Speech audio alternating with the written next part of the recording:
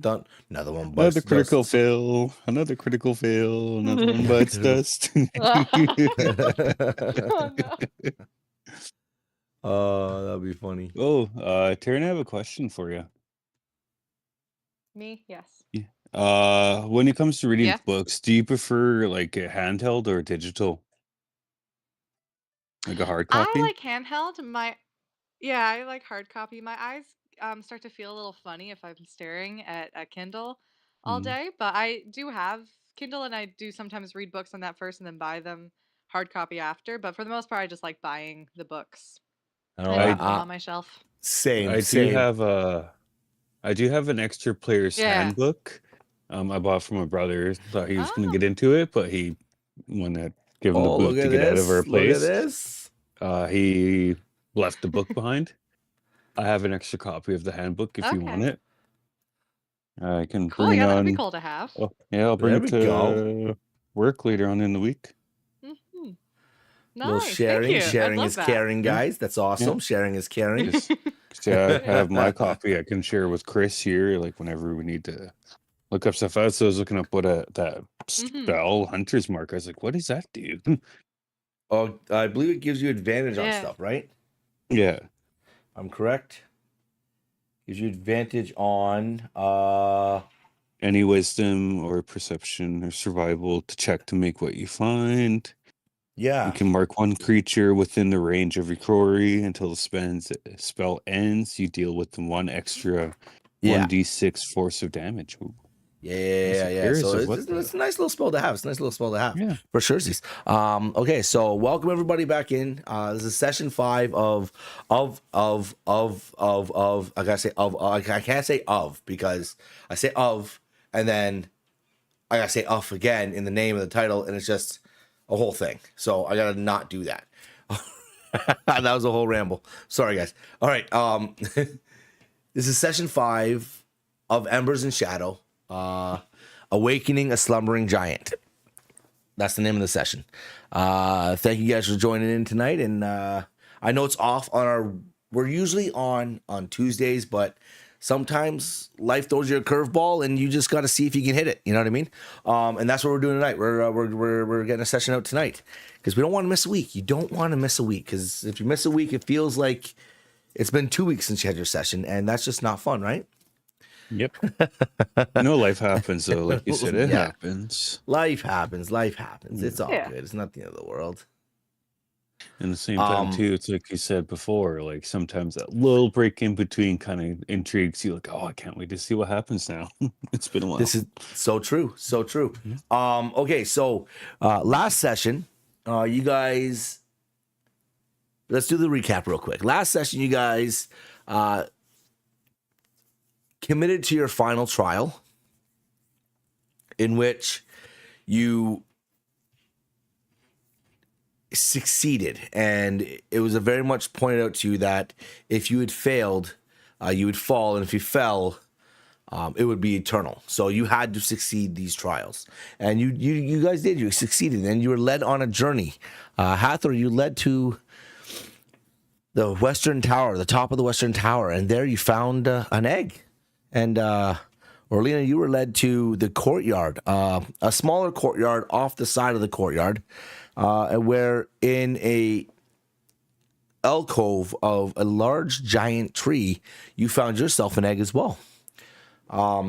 After experiencing the touch, you decided to touch your eggs. They hatched, and you guys both got little dragons. Excited by this, we had one of our players squeak last session, which was fun. But after that, you witnessed them learning about each other, learning about you, and then awakening the guardian of Durnrath, Wild Oak, this 15-foot tall stone and earthen giant. That took you both by surprise because you've never seen a creature like this before. This is new to you, and he decided to let you in on a little something happening and what was going on in the world right now. He kind of broke down and told you a few things here and there. And then he pointed out that you guys have a task ahead of you. And after you guys had your conversation, you decided to go up and explore the kitchen because you were hungry. But it was bone dry. There was nothing in the kitchen. It was empty skeletons, nothing at all. And then you decided to go to bed. And as you went up to your quarters, you noticed that the same colors that were imbued on your throne, in your banner above your throne, down in that grand hall, were above the archway of your rooms. And you noticed that they're in the same pattern of where you sat on your throne. What room you were going to be in. And as you guys went into your rooms, you noticed that there was a large bed. These were luxury suites, if you will. And you laid your heads down, and as you both started to drift slowly off to sleep, another vision came. This time it was of a place that you have never seen. The shadows here were darker than normal. They didn't just hide from the light. They hid the light. As you are... Oh, hold on. Don't tell me this has just happened. Come on. There it is. Thank you. As you are drifting into sleep, you notice that these shadows, they hide. They hide the light. They don't hide from it. You see high rolling peaks drifting in and out like a sea. You see shadow twisted trees laying the ground along. And as you are drifting through this vision, through this dream, while you're asleep, it feels real. It feels like you're in a new place. And then all of a sudden, it just appears in front of you. These two very high twin peaks. And there's a gate attached to it. Across that gate, connecting to the top and bottom of each of these peaks, intersecting across it, are large iron forged chains that are blocking these twin obsidian living metal doors. There's things carved on these doors. You don't recognize them one bit, but you feel like as you're looking at them that this was meant to keep something in. And you get this overwhelming dread that you need to assist in protecting whatever is holding it in there. And as the night goes on and you get well rested, suddenly the morning breaks.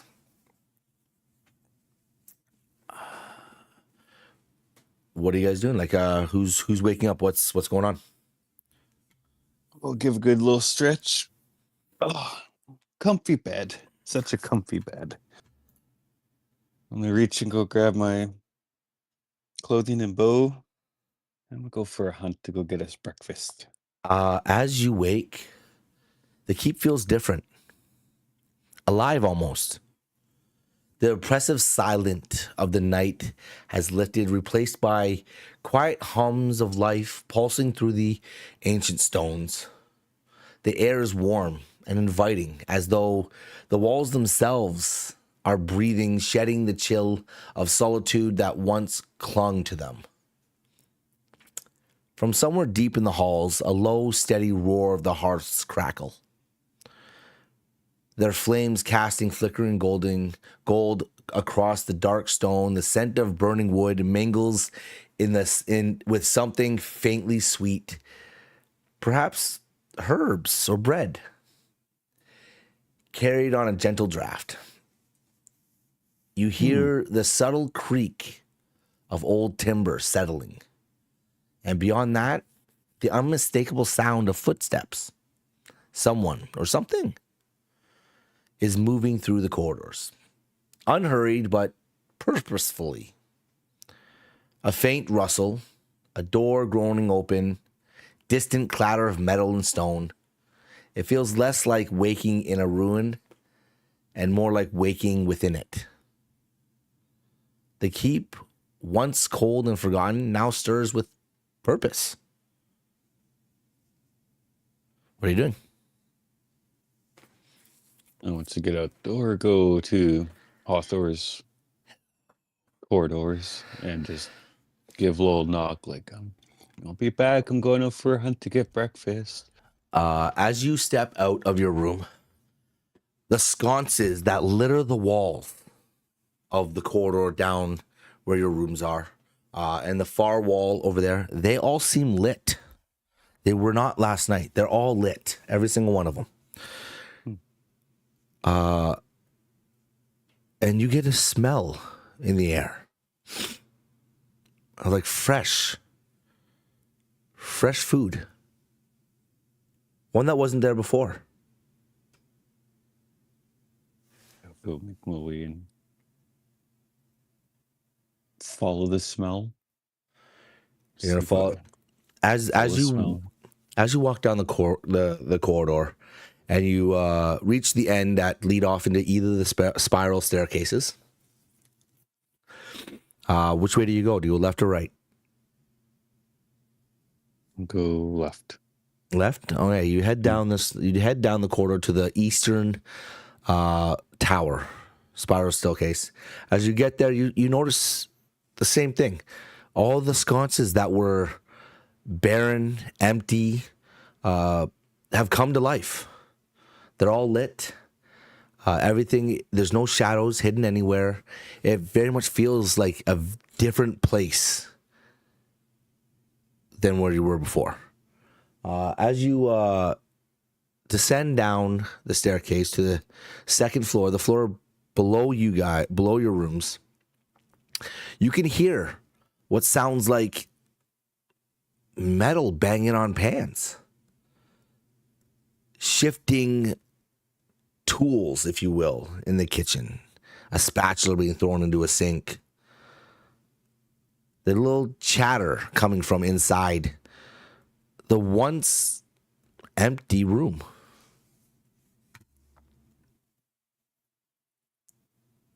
What are you doing? You going in? Yes. Go on. Going in. All right. Where is it? Why can't I find? Oh, there it is. Thank you. It's starting to piss me off. As you walk in, the hearth that was in this room has come to life, and you can hear and now see at the very far end, what looks like multiple pots on the stove simmering away. You can smell fresh bread baking. You can hear the sizzling of bacon in one of the pans. And as you walk in, all you can hear is this rough, like, scratchy voice, but you can't see anyone. I'll give a hello. As you say hello, all you hear, where did I put the salt? Where's the salt? Oh, hi. And you see come around the corner of one of the work tables, about 2 feet tall, is this little creature. Long snout, sharp teeth, very much resembles your dragon. But it's walking on 2 legs.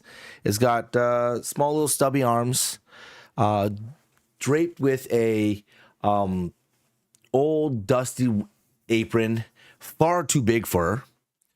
Her tail is always twitching, and she wields a long wooden spoon like a war mace, wears a hat made of stitched together oven mitts. She walks up to you and she goes, "Hi, I'm Talkit.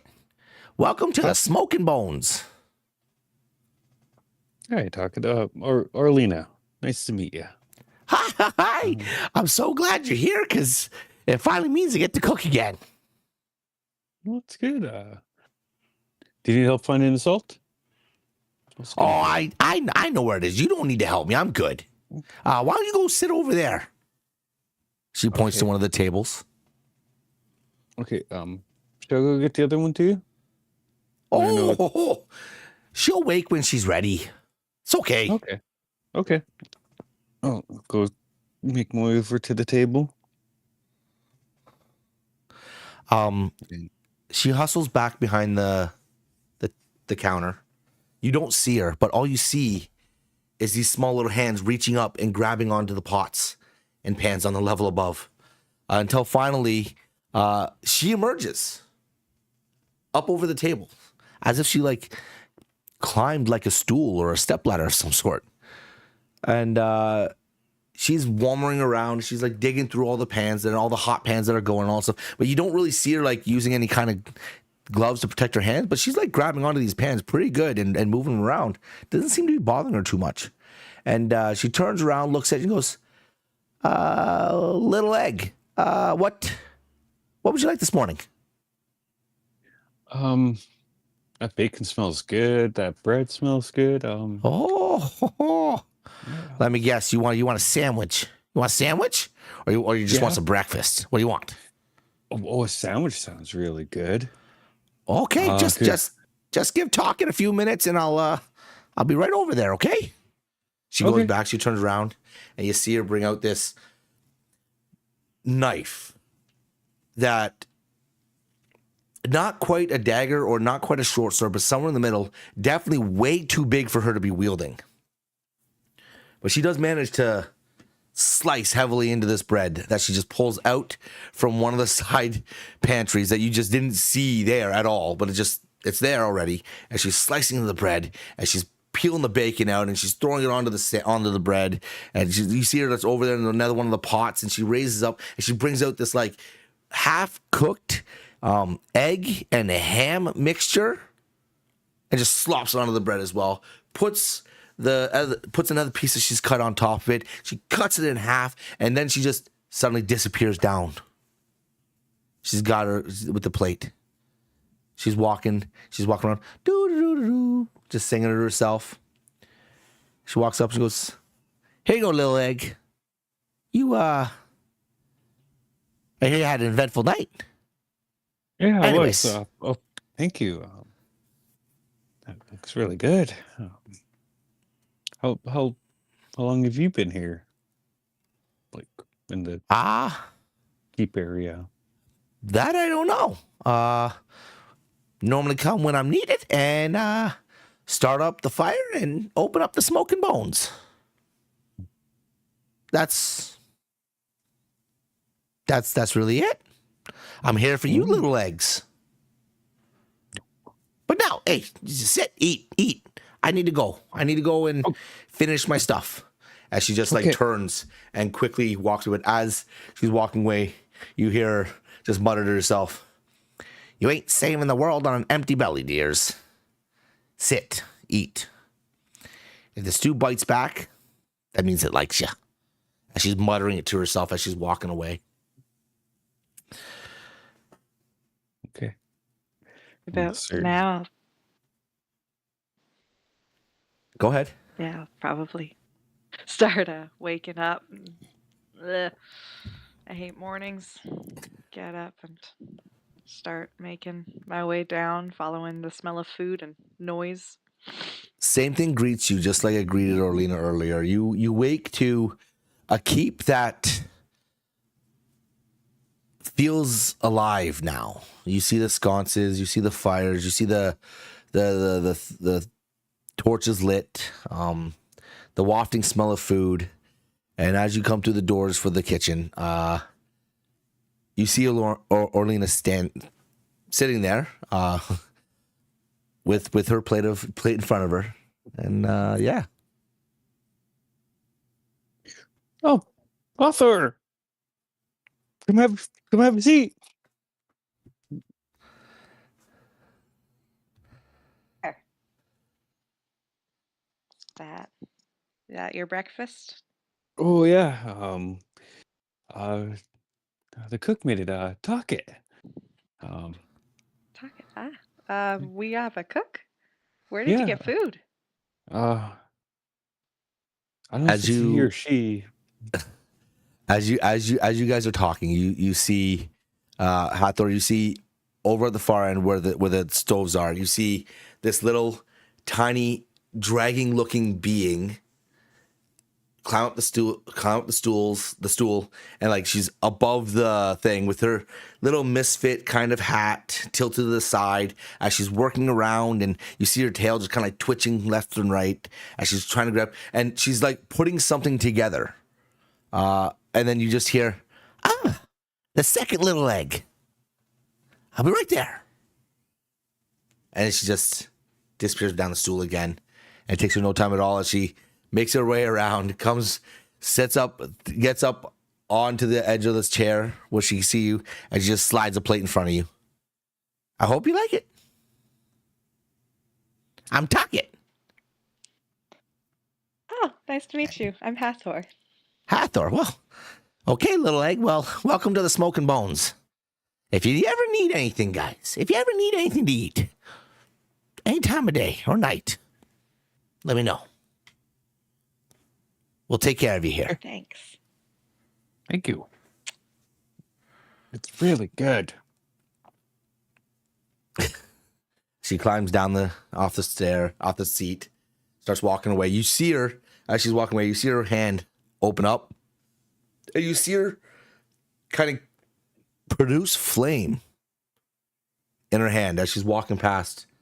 She's like, "Oh," shakes it off, and just keeps walking back over to where the pots and the pans are, and she keeps working away.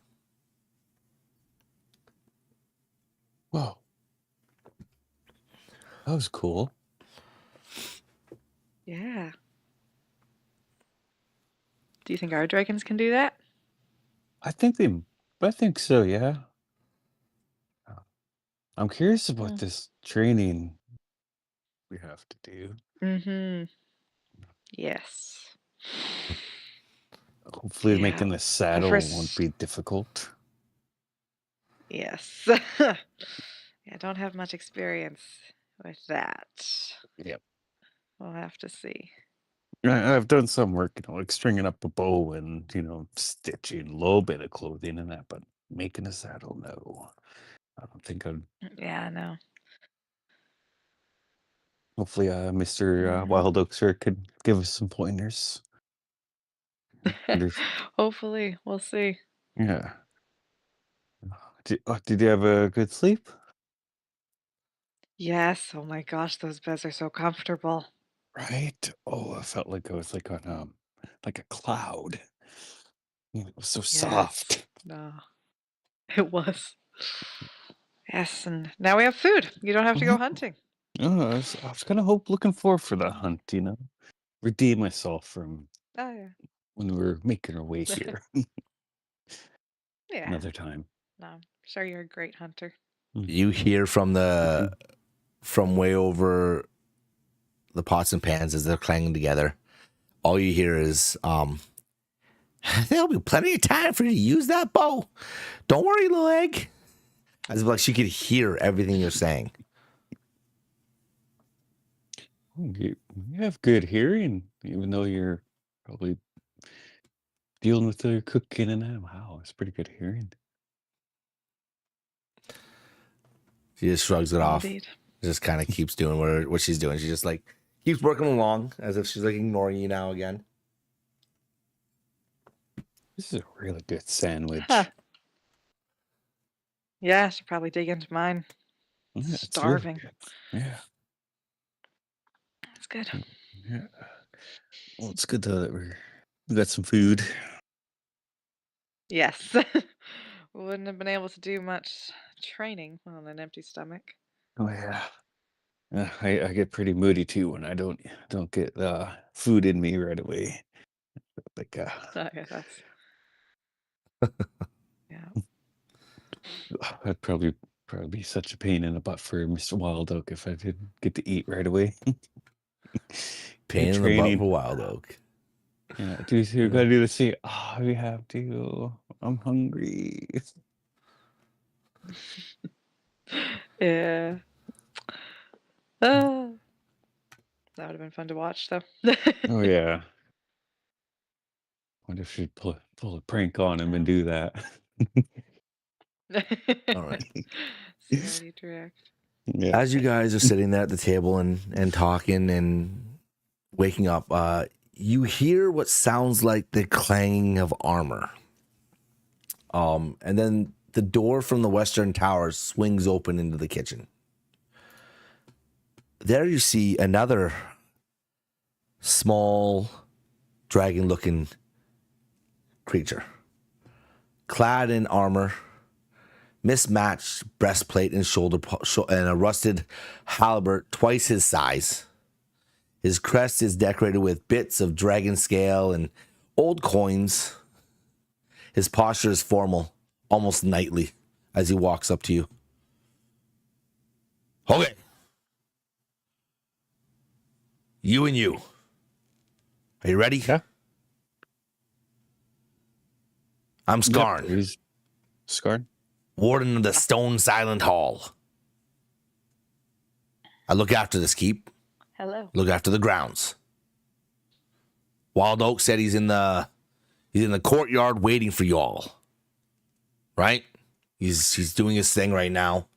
I wouldn't really bug him, but you can go out there if you're feeling like it. Okay. Skorn, right? Sits Yeah. down. Yeah. Orlina, nice to meet you. Or okay, I'm that's Hathor. that's so nice to meet you too. Just remember, by scale and stone, I swear my oath. You walk beneath Dragon Roof now, so conduct yourself accordingly. All right?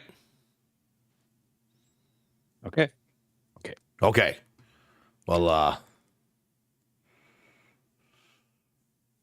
We'll go. I'll see you soon, I guess. We'll see you soon. We'll go. Yeah.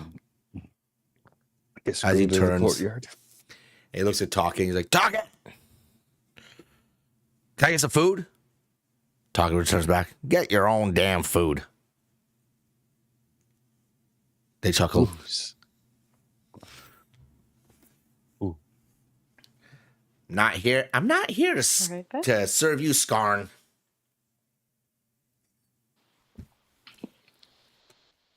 I guess he should learn how to cook, eh?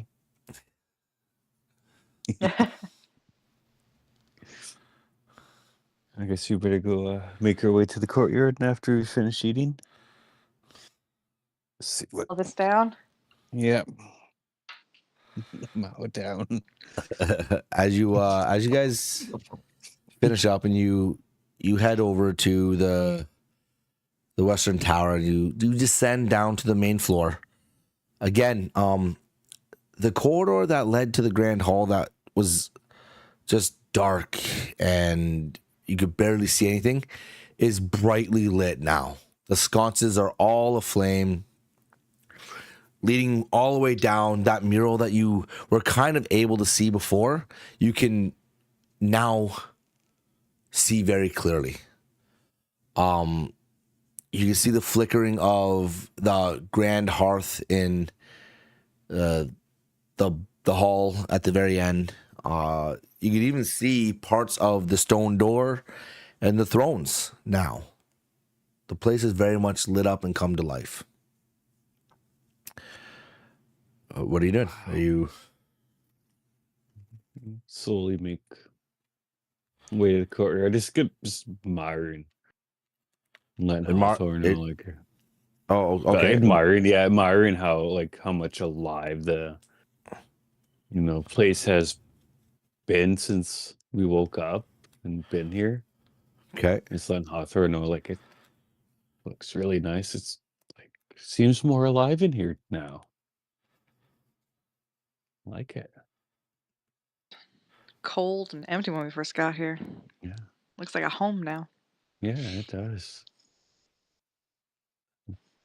But Curious about there's other thrones too. Like, I wonder what's gonna happen next. Mm-hmm. I wonder if we're the only ones. Maybe. I guess we'll see what happens. are you guys having this conversation? Whereabouts are you having this conversation? Probably in front of the thrones. Yeah. In front of the thrones, like you walk down to the hall. Yeah. Okay. Yeah. Okay. Yeah. No, the room looks very much inviting now. You can see that there looks like there's a balcony on the second floor above the thrones, where people would stand or cheer. There looks like rows of seats up there. The hearth is inviting now. The thrones still seem cold to you, but the overall presence here is inviting.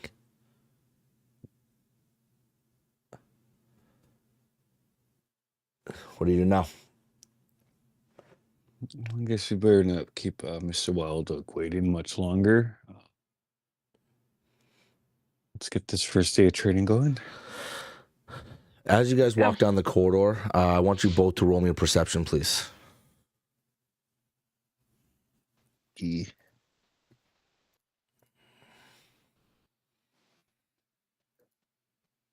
So I this got is where 9. that I hate that dice, dude. You gotta change that. You gotta Color? change that. I'm sorry, dude. I can't read any of that. I know it comes up in the thing here, but I can't read it. You gotta change it to a Yeah. different color, bro. All right. Yeah, let's Oh go. my goodness. There you go. Let's go orange. Let's go Okay, orange. so There you go. remember you have to add that plus whatever your modifier is. Add it. Okay, so I got 22. Nice. And you got 9. Yeah. As you guys are walking down this corridor, again towards the big iron blackened gates, Hathor, you look up at the mural again. And as you're looking up at the mural, you can kind of decipher a bit of what you dreamt the night before. You can see little tidbits of resembled mountain ranges that rolled on. You can see little valleys of trees. They don't look quite the same, but they look familiar to you. But as you get to the end of the grab hall, Orlena's arm and say, all right, go ahead. Hmm? Go Okay, ahead. I'll stop and be like, did you have any weird dreams last night? Yeah, I did. And dreamt like these. It was dark in a way, but like they were seeing like trees, peaks, and Mhm. that. You? It was like visions we had before, Mm-hmm. but different, new. Yeah, for sure. It felt real Yeah. too. Like it was there. Are you guys Yeah. studying the mural? Those are weird. I'll be looking, staring at the mountains and imagery. As you are studying the mural, you notice up on the far left, those same twin peaks, those same obsidian, iron, like living metal doors, and the chains going across them. You notice that in the mural as well.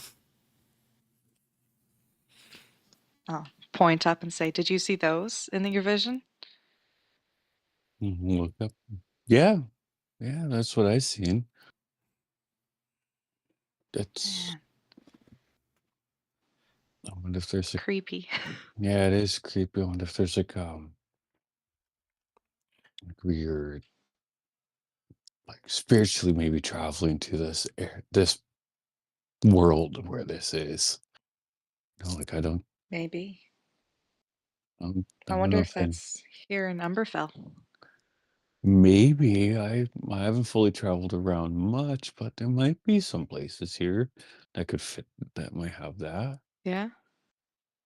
Hmm. Maybe we could ask Mr. Wild Oak there if he knows if it's part of this world. Yeah. Yeah. No, we could do that. It's trippy though how we Weird. had that same dream about that. Very. That is very weird. Hmm. First night. Yeah. I think there might be more to this mural than just the picture by itself. We'll take a look. Definitely. I feel the same. All right. What are you doing now? You heading outside?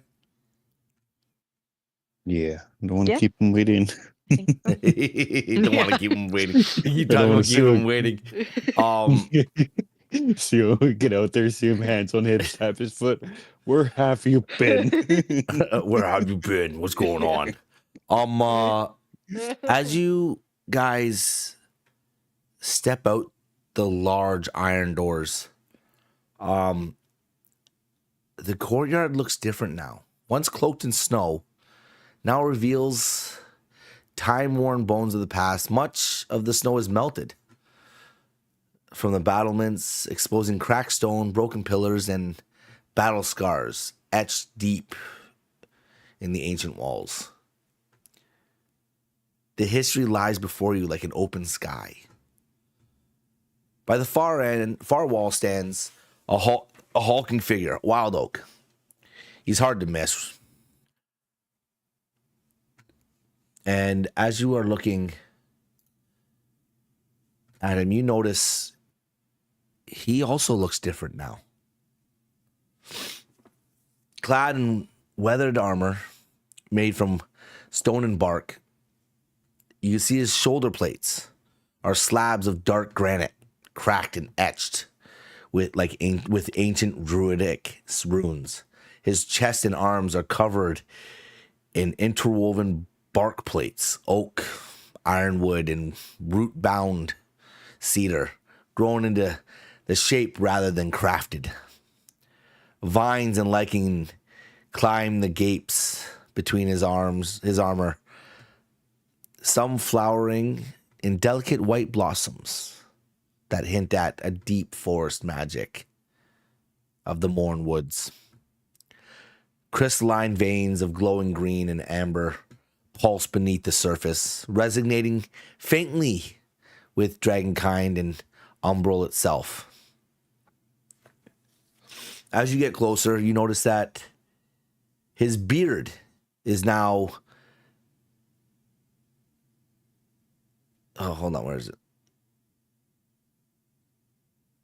Why did I lose? Oh, there it is. I hate it when I lose things, man. His beard is now woven with soft green moss and long vines. And a crown of cracked stone is now placed above his head. Veins of gold glimmers across it. One that Wild Oak now claims. Or no, you don't need to see that. I'm so lost right now because I have to do 3 different fucking pages. All right, but that's what you see him now. But as you walk out and you're looking at him, you see he's taking a knee, and he has one of the dragons, hands moving with surprising gentleness. He runs his fingers from the dragon's jaw to its tail. Hathor, you notice it's your dragon. He's inspecting every scale and sinew. Then tilting its head slightly, he opens its mouth up and peers inside. As you get closer, you can hear him mumbling to himself under his breath. 6, 8, 10. Yep, you've got all your teeth. He stretches out the creature's wings and nods. Yup. You seem to have all your parts. A firm, satisfied pat on the dragon's side. And then he turns and he grabs onto your dragon, Orlina, and continues the same thing. Pulling from jaw to tail, opening its mouth, counting its teeth, spreading its wings, as if he's inspecting to make sure that there's no imperfections in these beasts. What are you doing? Good morning, Mr. Wild Oak, sir. Give him a wave as we're walking to him. As you approach and get closer, he finishes up with his inspections and he stands. He goes, good morning to you too, I guess. Is it morning? Yeah, the sun's in the sky. I guess it's morning. Yeah. How'd you sleep? How was the beds? Was the beds nice? I heard they're fluffy. Very fluffy, very fluffy. Good sleep. Oh, okay, that's good. That's good. So what were we supposed to be doing today? Do we have plans? Yeah, I can't remember. Said saddles, something about saddles. Oh, saddles. That's gonna be fun. That's gonna be fun. How's your leather working? Are you good with working with leather? Have you ever? Let me see. Really. And he reaches out and grabs onto Orlina, your hands. And he pulls them. He looks at your hands. He's like, huh. Feels one. Your hands look like toothpicks in his. He rubs his finger across one of them, the palms. Yeah, just like I thought. Pretty soft. How about yours? Show me your hands. He's looking at you, Lena. Looks over your hands. Same. Yeah, pretty soft. Doesn't look like you guys have worked with leather anytime soon. Or ever. This is gonna be fun. All right. Okay, so couple things. You need to start the forge in order to do any leather working at all. But unfortunately, I can't start the forge for you. You have to start it. And that's gonna be fun. Okay, so just he looks back at your dragons. He's like, you two stay here. Go and figure out your day. Food or something. I don't know. And he just turns and he starts walking back towards the keep. With every stride, you notice his pants are like moving vines and bark stretched into itself. And they're long strides. You guys have to run to keep up. You notice that he's got a belt buckle on. It's a medallion and a symbol that's been punched into it that you've never seen before.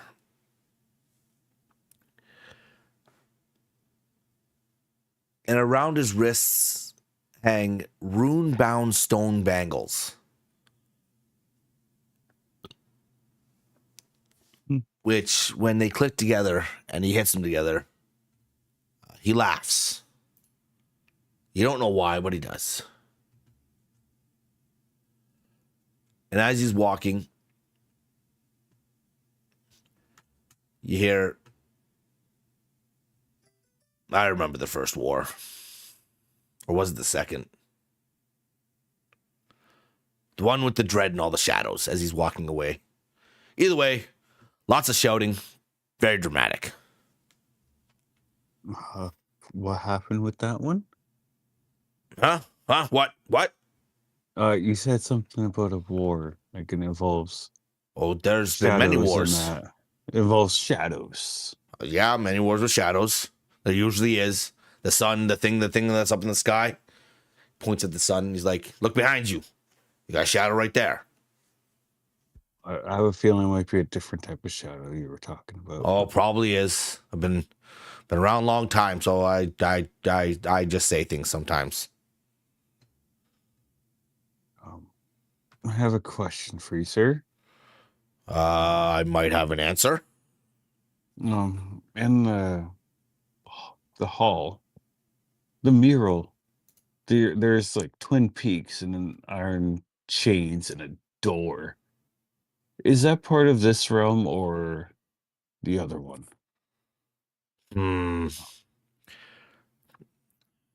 Let's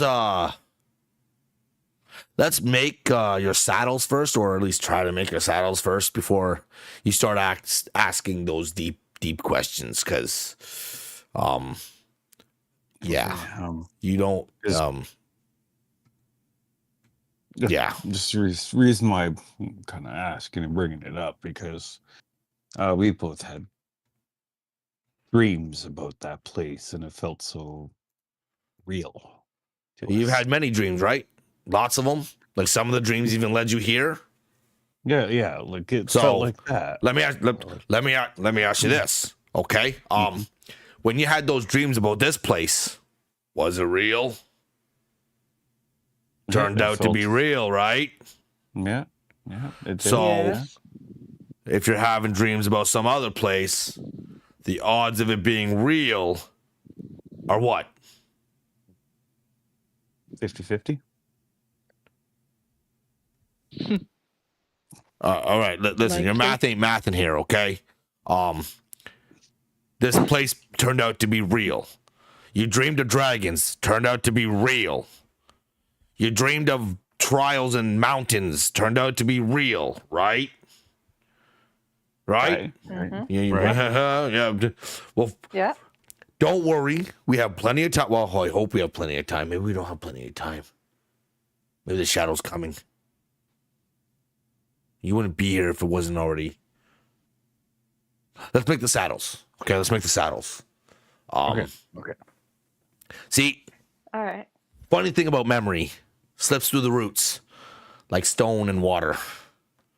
But the important bits, they cling like moss. As he turns and walks towards the keep. That was a really nice quote. I like that.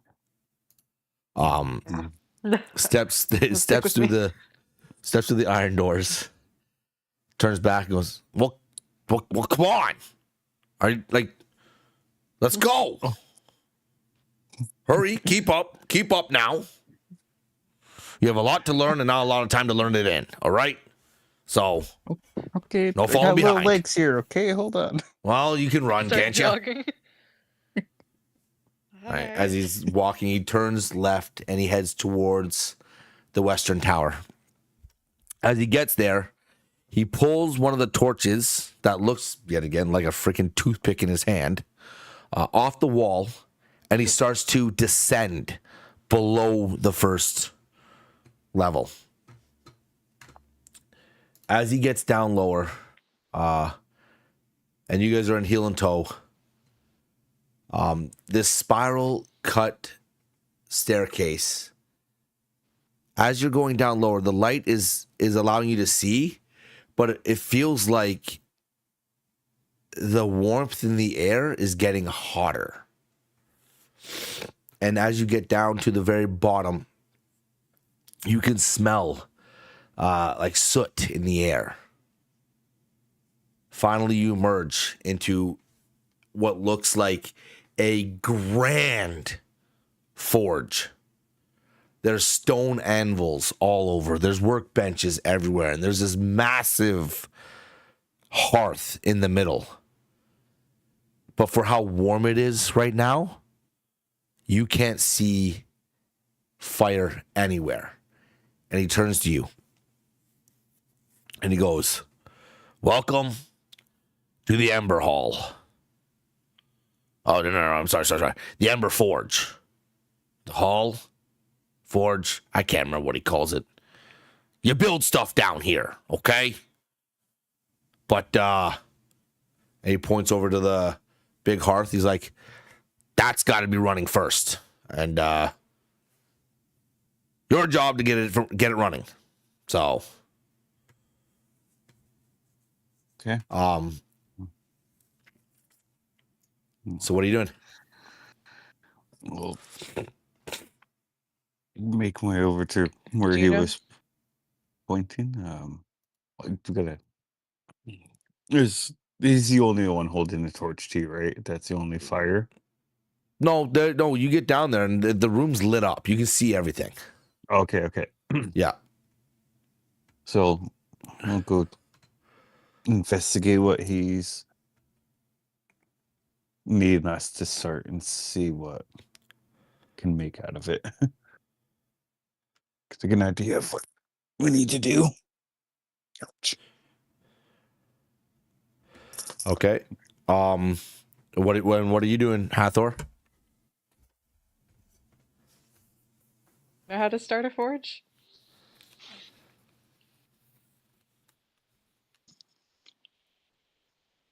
As you guys kind of wander about and you're looking around, you see Wild Oak just kind of standing there, his one arm crossed across his chest, the other one holding the torch still in his hand, just resting on the other arm and just like kind of looking around. And he's kind of shaking his head just a little bit. He doesn't know what's gonna happen. So what are you guys doing? I'll head over to the forge and can I investigate it, look around it? Okay, yeah, you can investigate it. As you roll me an investigation, please. Actually. I'll help out too with it too. Okay. Investigate. That would be a 7 for me. 14. 14. Nice. Okay. Hathor, as you're looking around and trying to investigate what's going on, you do notice a large bronze panel in the stone wall. Orlina, while you're looking around, you notice a couple of things as well. One is you see what looks like a deep red vein, like deep crimson. Hold on, I gotta pull this out because this matters. This matters a little bit, I guess, because you did find it. So no, not that. There it is. Okay.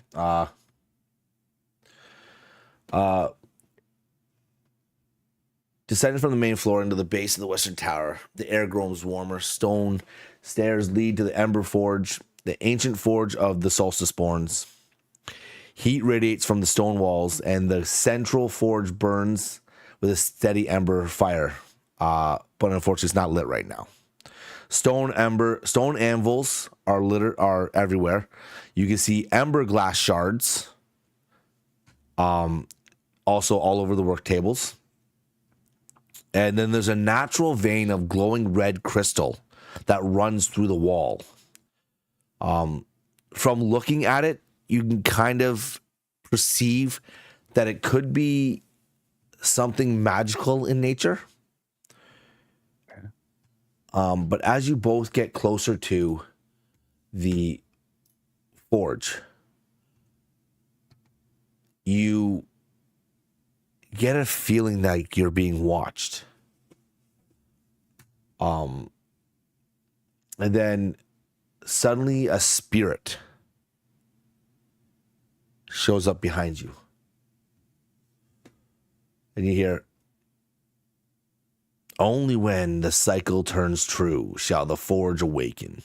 Fire is born of ember. Ember rises from ash. Ash falls from flame. Flame feeds the forge. The forge breathes smoke." And on that bronze panel, you can see 5 gears. In the middle, so you can see 5 gears. One looks like it's burning coal. Another looks like it's a pile of dirt. One looks like it's flames, and one looks like it's smoke rising. The last one looks like the forge.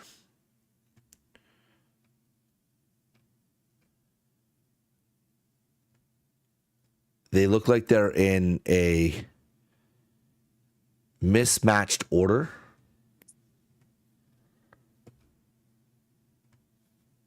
Okay. So the, I guess, poem was fire burns through ember. Okay. So turning one of the here's some of the rules to the puzzle. Turning one of the gears also turns the two directly connected gears. So whichever one you're going to turn will turn the ones on either side. The central gear must be aligned to the forge first, which is gear C, which is the flame. It locks into place once correct.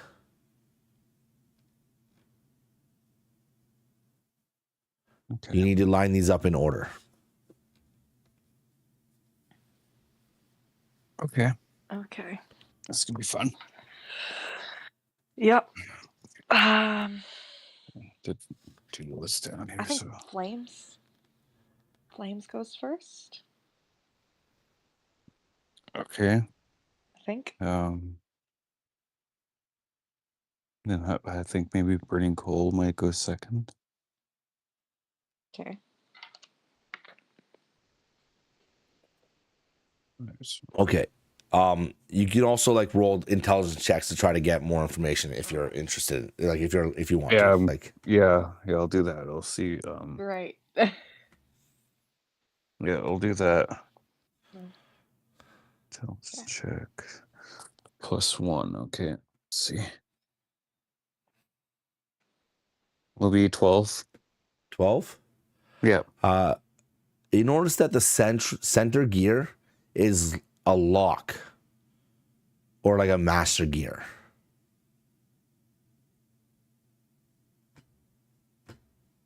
So gear A at the so gear A is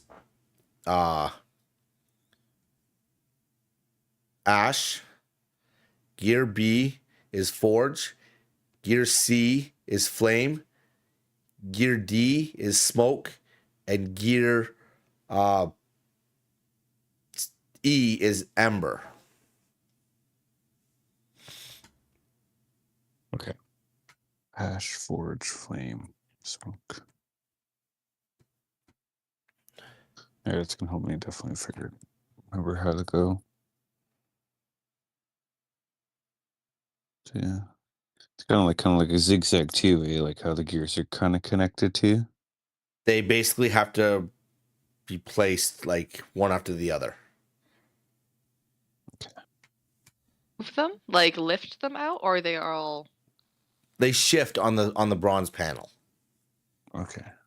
Like those Okay. puzzles that like you can shift and like you move the walls around and like try to organize the wall so it makes a picture. That's kind of like what they do. Mm-hmm. Okay. Oh, okay. Okay. So Okay. Ruben rolled an intelligence check, but you also have the ability to roll one as well. I will do that. Oh. I got. You have no idea I got. what this order should be in. Nope. So would you like me to read the thing again? That'd be cool. Only when the cycle turns true shall the forge awaken. Fire is born of ember. Ember rises from ash. Ash falls from flame. Flame feeds the forge. The forge breathes smoke.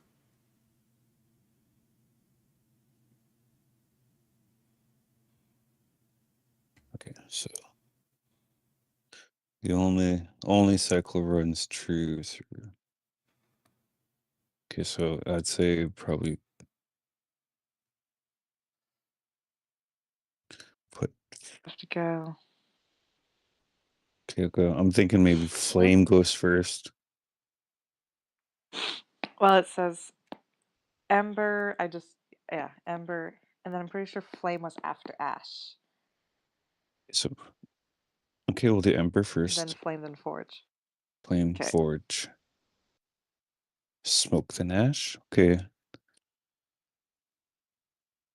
So is that what you're So doing? we'll You're go. doing? So what are you doing? So you said Ember first, right, Hawthor? I believe Ember first, and then Ash, and then Flame. I think that's Okay. what I heard. Okay. So I'm gonna go E, A, C, D, A. Oh, no. E, C, D, B. Then okay. So I'll try to do first Ember, Okay. Ash, Okay. Flame,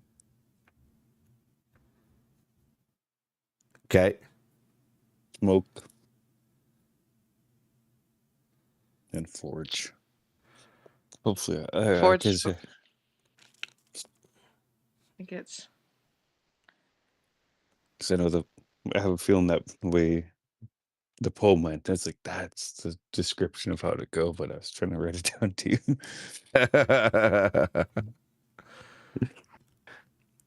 So what are you doing? You're doing Ember, Ash, Flame, Smoke, Forge? Yeah. Okay. As you set these panels up in their arrangement and they're leading into one another and you lock them down into place,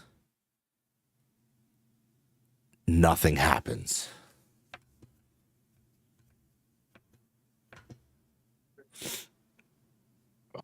Okay. is one of them wrong? I Do you have a think? feeling. Yeah, I think one of them might be wrong. Oh. All right. So Ember, the burning coal one into Ash, and then the Ash one into Flame. That all makes sense. Maybe. Was it Smoke before or after Forge? First time you did it, you put it before. Okay. Should we put it after? Yeah, we'll try Because maybe after. the smoke coming out of the forge. Mm-hmm. Yeah. So what's the order? Well, you. Ember, then or E, A, C, B, D. Okay. As you click these runes into place, all you hear is gears start to grind. A low chime echoes through the Ember Hall. The center forge flares to life.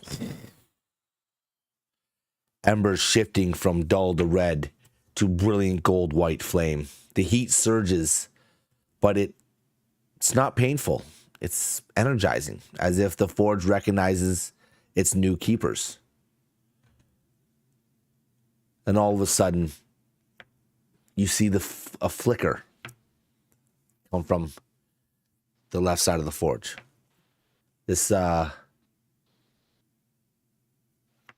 spectral being kind of looks at you, questioning for a moment, and all you hear is "Oi!" As he comes into view. You see a broad-shouldered, thick-limbed, even in his spectral form. His beard is braided with bits of glowing embers and soot. His eyes burn with a dull orange light like banked coals. He wears a scorched smith's apron over ceremonial solstice-born armor, cracked and blackened by fire. When he speaks, it's like a bellowing breath and hammer strike, measured, echoing, and tinged with sadness. Hoi! Oh, Who plays hello. my forge? We did Orlena. do? Our friend, be pointing at Mr. Wild Oak, he told us to get this going before we do our training. As you say the word wild oak, you see the spectral being turned and go, "Oh, hey, Oak, how you doing, man? It's been a long time." Yeah. You see a wild oak turn back to him and go, "Yeah, these are the new ones. They got some spunk to them. Can you show him a thing or two with the forge?" All right, okay. As he turns back and goes, "So my name's Master Fenric, Fenric Thorn. I'm the last forge warden, and yeah, this is my place. I'm the one that built all of this, or well, not built it, but maintained it. What do you want to know?" Gotta make a saddle. Yeah. Gotta make a saddle. We don't know how to do that. He looks at Wild Oak.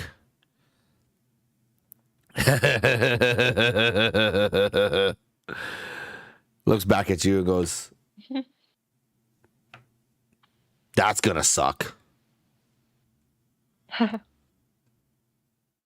To temper steel, you must first know the heat you carry, well, is in your heart.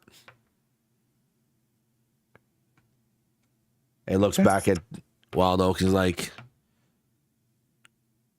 "You gonna teach them?" "No, I'm not." Looks back at you and goes, "Listen, you can use the forge. Respect the forge. If you disrespect the forge, I'll have to come back and have some words with you. All right?" All right. And without any notice, he just vanishes. Just dissipates. Poof.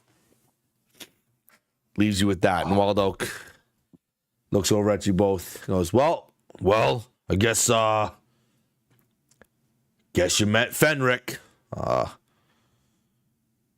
He was a bit of a pain in my ass. Last time I had to deal with him. Still a little bit of a pain in my ass. But good man. Like you said, don't disrespect the forge or he might show up again. You don't know. Maybe you won't. I don't know. Anyways, see on the far wall over there? There's like leather and stuff. Big patches. It's been just resting there for a very long time, so it might be pretty stiff. Well, you're gonna need some of that. So you might want to go over there and pick it out. Okay. So, making my way over. And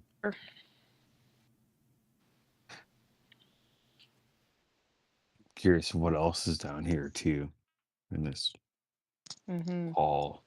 Yeah. Can I quickly investigate to see like what else is around us? What else is around you? Yeah. Okay, roll me an investigation.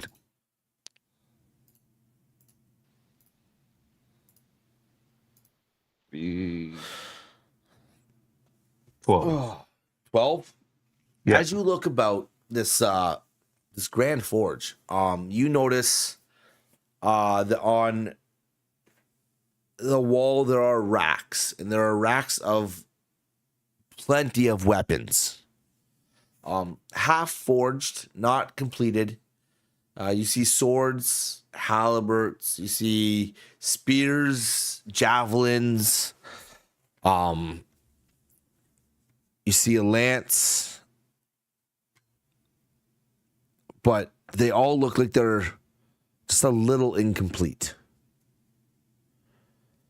On the far side of the forge, you see what looks like a workbench that has scrap pieces of leather kind of littered all over it. And in front of you are long pieces of what look like they're about 7 feet long and about 2.5 feet wide. And there's several pieces. You don't quite know where these have come from, but they're there.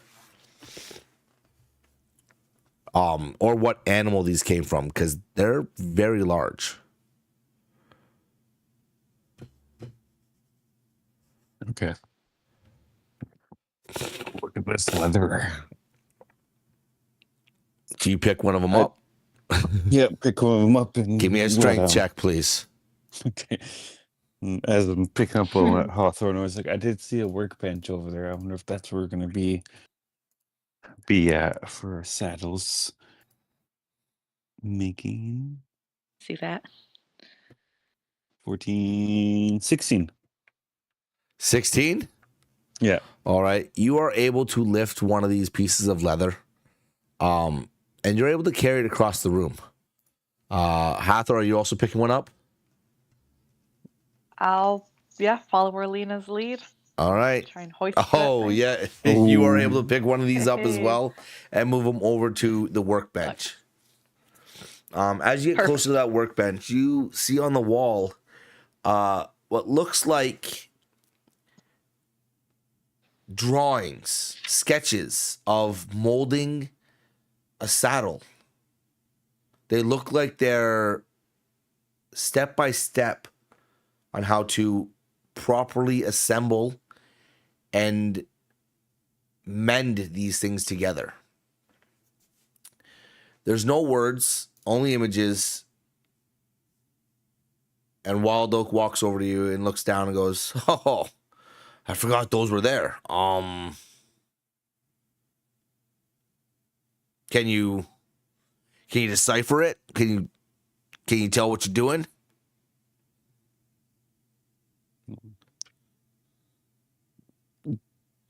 Yeah. We'll see. Yeah, well.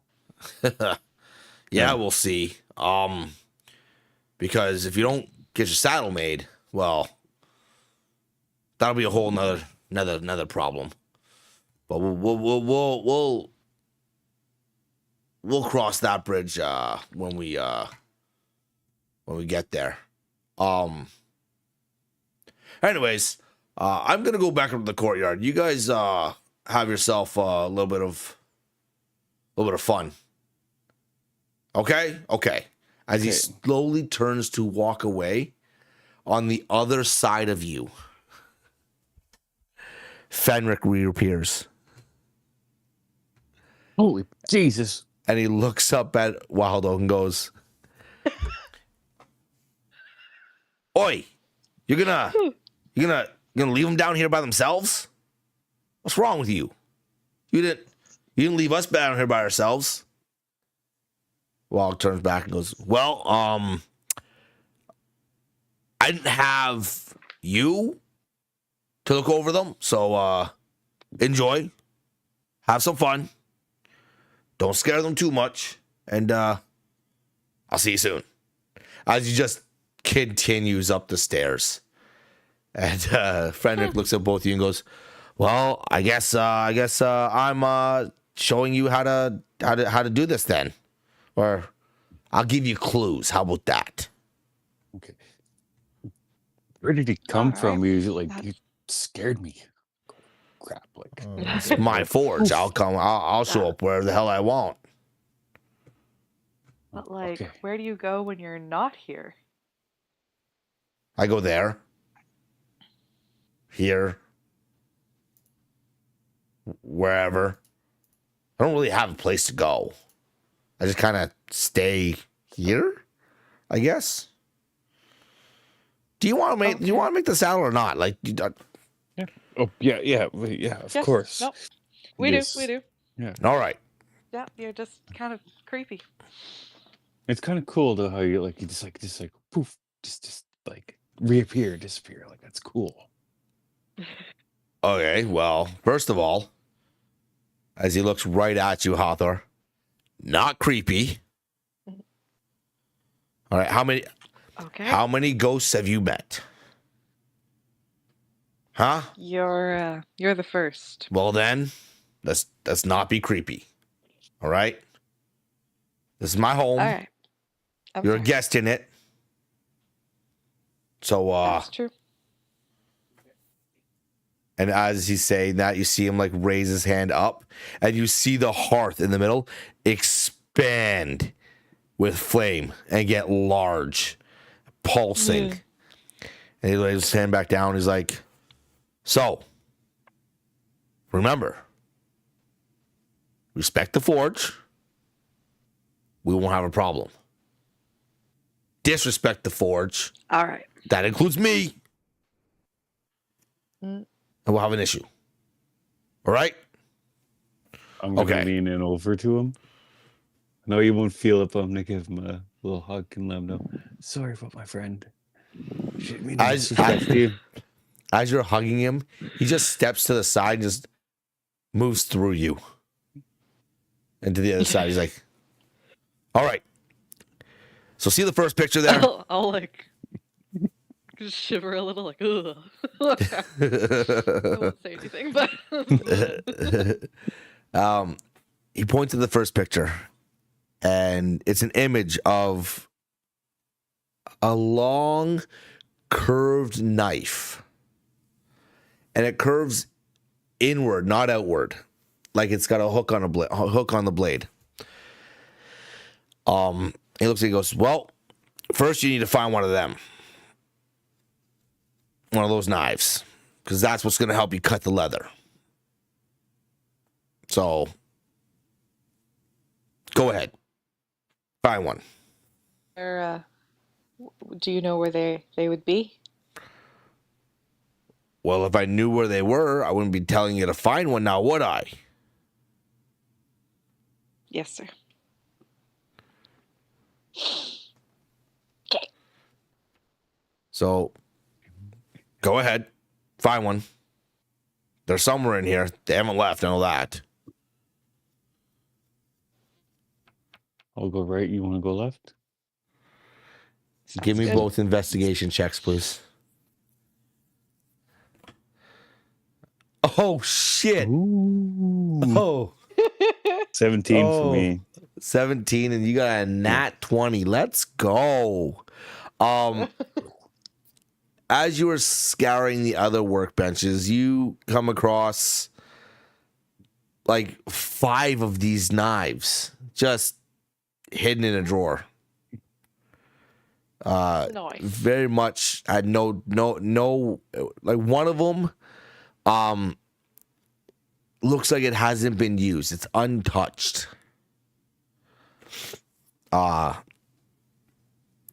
As you head back over the saddle, back over to the leather,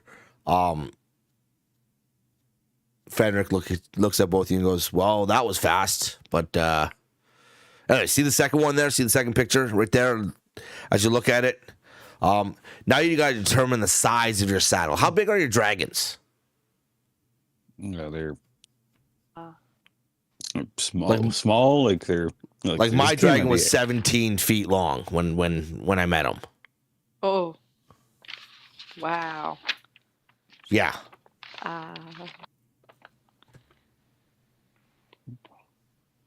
I don't know. Oh, what is this? What is it?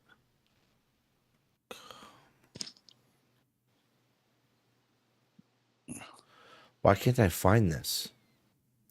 Oh, that's why, because I'm looking at the wrong thing. Yeah, dumbass. All right, where is it? Where is it? Where is it?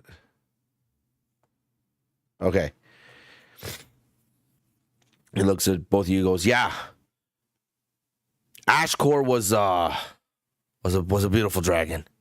Actually, met him in the forge down here. Oh wow. Yeah, he was an iron-bound dragon. Made of like iron and stone. It was he's beautiful. Anyways, the saddle I had to make for him had to be a little bit larger than most because he was one of the larger dragons that we met. Like most of like Thandrick, his dragon was a little smaller, was only about 9 feet. Nyla, her dragon was fair size, probably 14 feet. And Lenya, her dragon was quite petite, actually. At like 7 feet when it first came out, but ended up being like one of the largest dragons at full grown. But yeah. Anyways, so your saddle, when you're making it, when you're constructing it, you need to make sure that you make it the right size to fit on the back of your dragon, for not when your dragon's small, but for when it's big. Okay. The saddle needs to grow with the dragon. So as you can see, like any points of the third picture, you see that like underneath. So you've got the curve of the saddle, but underneath there's like these harnesses. Well, those harnesses allow you to adjust for the seat and the base to sit on your dragon's back. Wait, hold on. You know why you're making saddles, right? Like, it's clear. For comfortability while you're riding. Oh, so okay. No, I'm just saying, like, when we were here and we were making our saddles, Nyla, she didn't quite know why. I thought it was kind of weird, because why else would you make a saddle? Like, just to ride, right? Like, but I just want to make sure you're aware of what's going to happen. Okay? Okay. Anyway, so when you're constructing underneath here, you need to make sure that you have the little pins and the latches on underneath can expand, because if you don't make it so it can expand, you have to come back in here and make a whole new saddle when your dragon gets bigger. And that's just a pain in the butt. So you don't want to be doing that. You want to make one saddle and that's it. All right. So now, how big do you want your saddle to be? Go ahead and just carve out your shape out of the leather you have in front of you. Okay. I would like you both to roll a... What kind of check would that be, to be honest? What kind of check would that be? What do you mean to roll?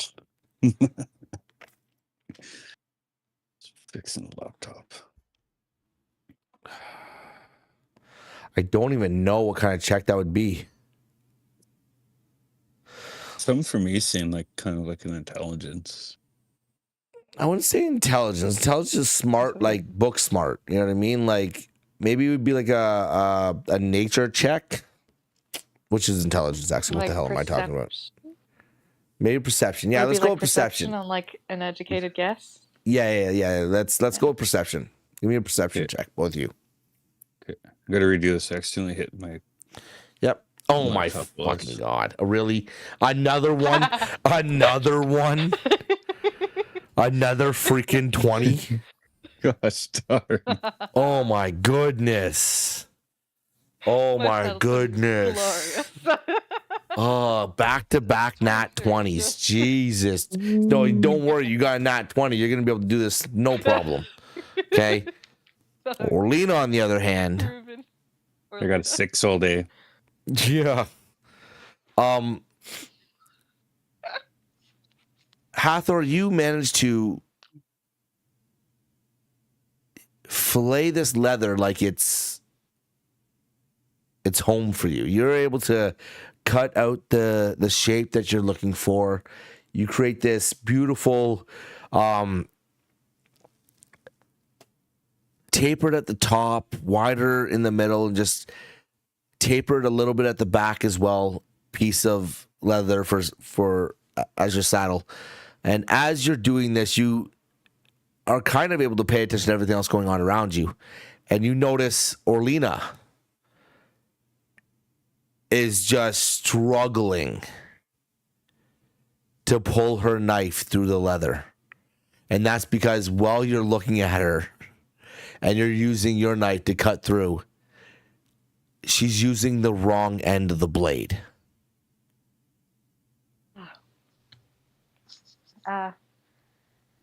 Orlina. Yeah. How's it going? Are you doing okay? I'm having a bit of trouble. Yeah, I I think can see that. I feel like I'm doing it wrong. But, you live Um, and learn. you might want to try flipping your knife around like this. It works a lot better that way. That explains it. That explains why it feels like I'm hacking at the There you go. leather. Yeah. There we go. Oh, thank you, Hathor. Thank you. Hey, you're welcome. Yeah, of course. There Roll- must have been maybe some herbs or something in that sandwich this morning. That was really good. Oh yeah. Totally. Yeah. Roll me another Yeah. perception. There we go. Ooh, That's there we better. go. No, 18. not just. I just need okay. one from. Yeah, I just need one from Ruben. Okay. As Hathor, as you correct Orlina's hand placement and blade placement, all of a sudden it seems like she's gliding through the leather a lot smoother, and she ends up creating the same kind of band that you did.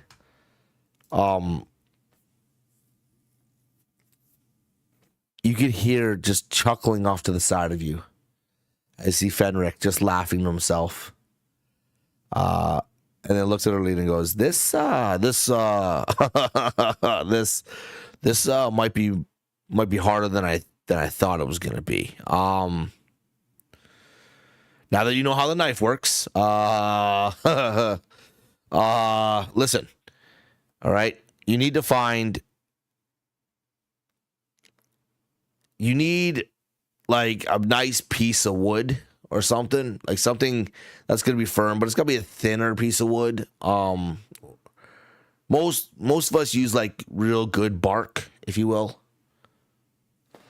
because you gotta have like a base for fastening the leather onto. Or else it won't really hold its form. You know what I mean? So, yeah. You might as well go and see if you can find something like that. You're not going to find it down here in the forge. So you might as well go to the courtyard and look around. Okay. And then when you find it, come on back and we'll go through this again. All right? Okay. I'm happy to give you a chuckle though Okay. from my skills. Helps with some energy.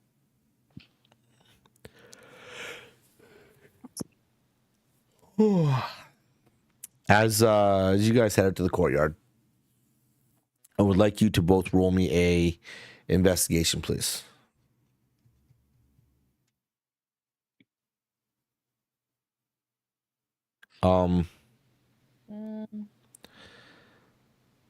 You're both 6. looking around, That would be and 8. you're both looking around as you pull what looks like broken battlements up and stones. You move from side to side. Both your dragons are just perched on a wall, not too far from you. You can see them laying there as their front arms are crossed, and all you hear in your head, Orlina, is, "What are you doing? What are you looking for?" Hathor, you hear, "That's an interesting place to look. What are you trying to find?"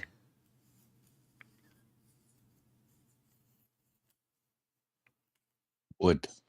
A base. Bark. A base for the saddle. A base for the saddle? Yeah.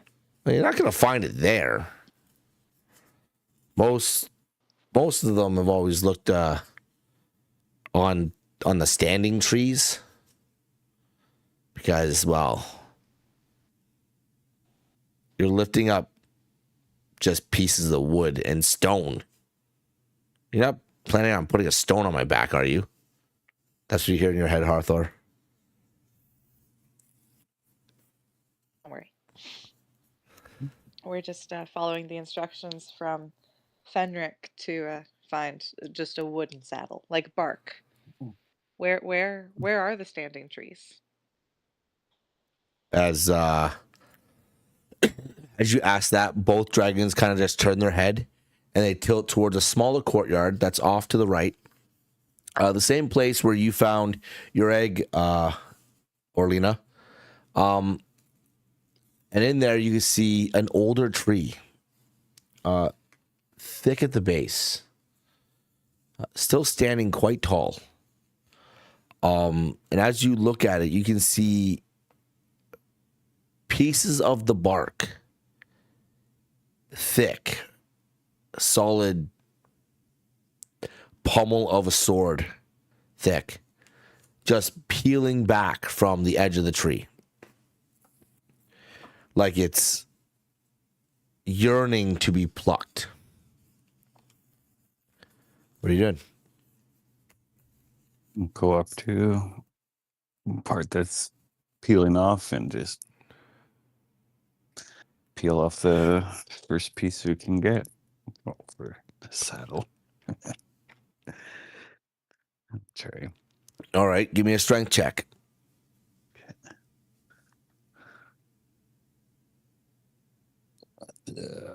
10.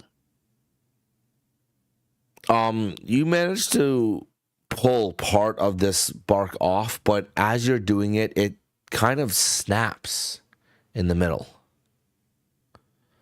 The piece you get isn't quite large enough for your needs. Oh, darn it. I'll say thank you to my dragon. Thank you. And run after Alina and see if I can find. Can I like look and see if there's a better piece of bark to get? Give me an investigation or a perception, whichever one is better for you. I will go for perception. That would be 19. Oh, as you are looking at this tree, you notice on the back end of it a piece of the bark that is peeled off enough to give you and Orlina a large enough base. You managed to be able to pull it from the tree because it wasn't really being held on by anything stiff. But yeah, you found your bark. Wow, good eyes. Look back at the dragon. Thank you for pointing the direction. Perfect. See, not a rock. It's wood. Don't worry. Both the dragons just look at each other and they just shake their head from side to side as they lay them back down, and they just kind of an exhausted exhale comes from them. You can hear Wild Oak moving about the courtyard,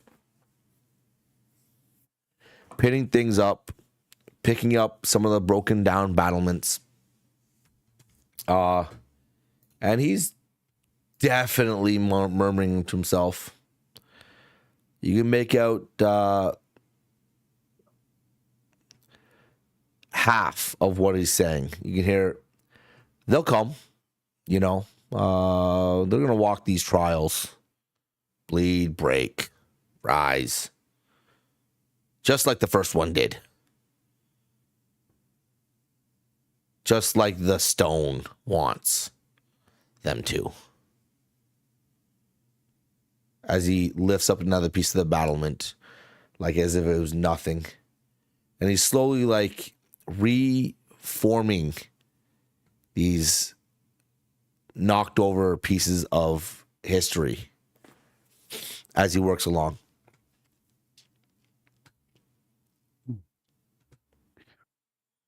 I wonder if they'll come. I wonder if there's more coming like us. I wonder what he's talking about. What's this? What's the stone? Mm-hmm. I haven't seen a stone. Nothing Have over you? there. No, not me. No, other than the boulder. We're trying to look. Yeah. We'll keep that in mind though when we have more questions for him. Yeah.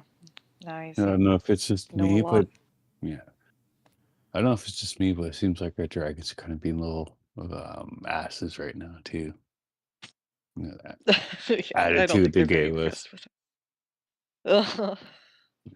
Do you say that out loud? Oh. In a way, yeah, but like In a way, yeah. Okay. in a way, All yeah, right. like not like to like to be an ass, but be like a loving ass to them. Let them know it's like I want you to just trust us and understand. Like we're learning this on the flies, step by step too. Like That's fair, but you didn't Yeah. say any of that. You just said they're being little asses. As you are standing there, oh, you're lucky. As you're standing there and you say that, all you see is your dragon, Orlena, lift its head.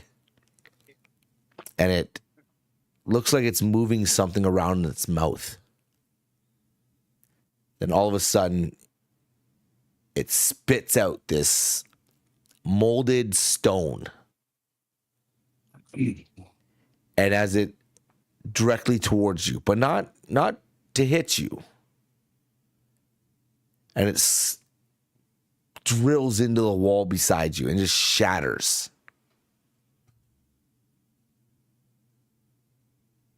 And look back at it. it lays its head back down.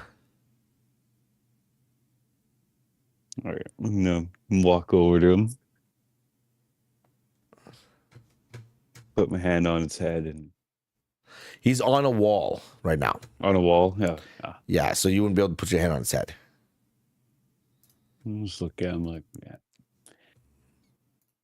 You're not a complete ass. Just understand us.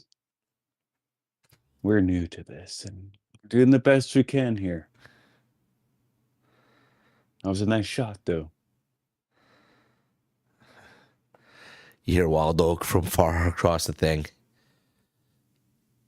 The funny thing is you thought he was trying to hit you. As he takes a seat on a large stone, and you see him pull a book, like an old tattered book, out from underneath his I guess you could call his clothes. He's far enough away that you can't really make out the front, but you do see him open it and kind of flip the pages slowly. You don't remember. You don't recognize this book. This isn't one of the ones that he pulled out. He's shown you before. This is something different. But yeah, what are you guys doing? You guys heading back into the forge? Yeah. Try and finish our Alright. saddles. You're gonna try to finish your saddles? All right, here we go. This is the fun part.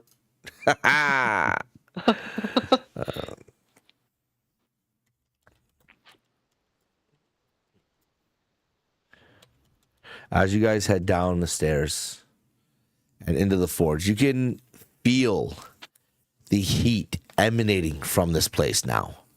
It's hotter than what it was before. And as you descend to the bottom of the stairs,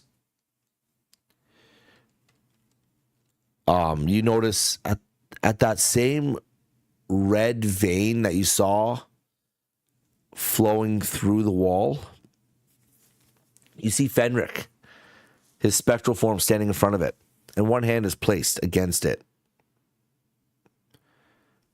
And as he notices you guys coming back down, he turns, looks at you and goes, well, looks like you found your saddle. Or your piece of it. Your base. Looks pretty good, Yes. too. Hold on.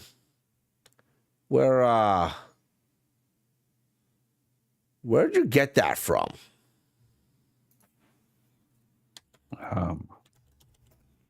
The tree in the courtyard. The Tree? dragons pointed us to the direction. Mm-hmm. Yep. Oh.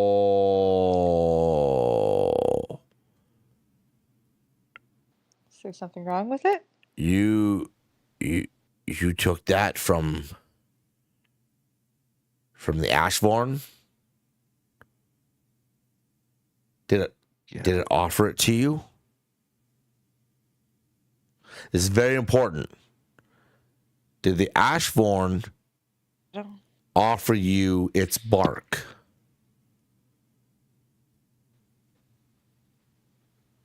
I don't know. So? It Okay. didn't stop Did you us. have to like use something to peel it from it, or did you just kind of were able to like pull it off? We pulled it off.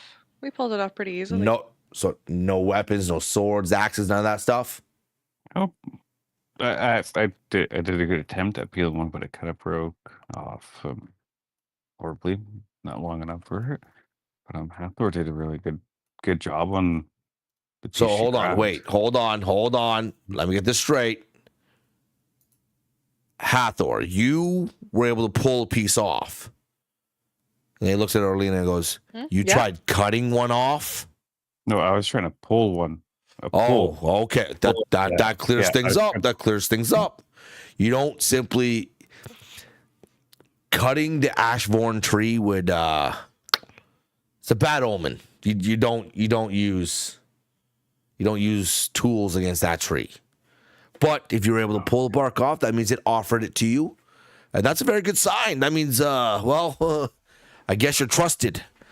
The Ashvorn wants you to complete your task, which is good. Go ahead and place it on the work table and take the leather that you cut there, and you're gonna want to wrap it on top, only to the size that you need, to where you can wrap the edges of the leather around the edge of the bark. So you're gonna want to like cut that a bit, and once you've done that, you need to cut another piece of leather to go underneath, because you don't want to just put the bark on your dragon. That's kind of rude. Probably discomfortable for him too. Makes sense. Yeah. Mm-hmm. Yeah. Oh, when he went, Okay. ooh, when he was doing the ooh, when we showed him what we got, I almost really thought those dragons were being asses. I'm like, those little asses. I know. I Get thought us they in got us trouble. in trouble. That's what I thought too. I know. It's like I thought we were friends, Yeah. but we're all good. Oh, you thought wait, hold on. You thought your dragons were trying to like get you into trouble or some shit? Yeah, they would do that, wouldn't they? All right, let me ask. Yeah. Have you had any visions of Umbral yet? Probably.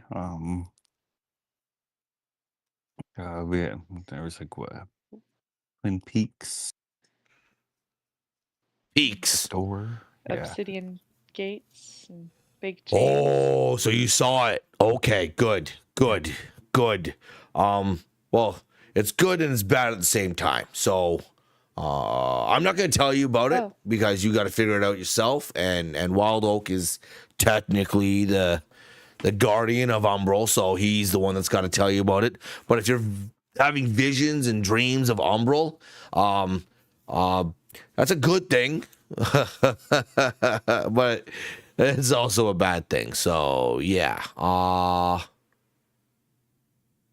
Short story, I guess you could say. Umbral is where the dragons are from.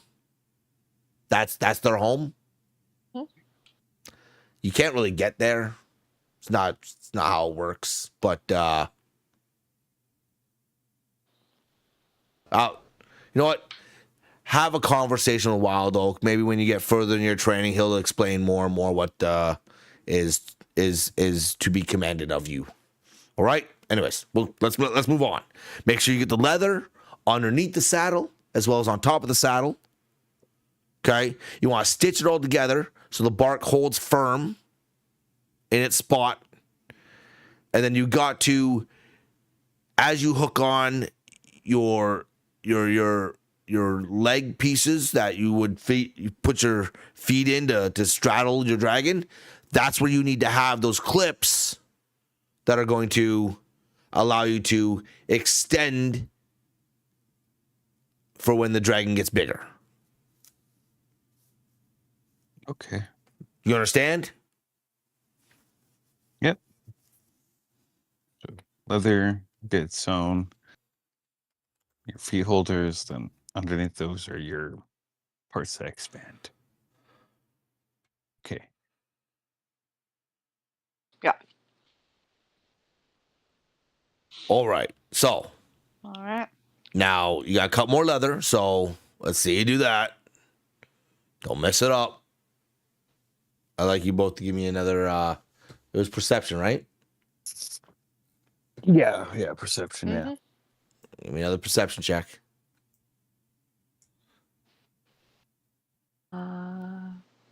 12.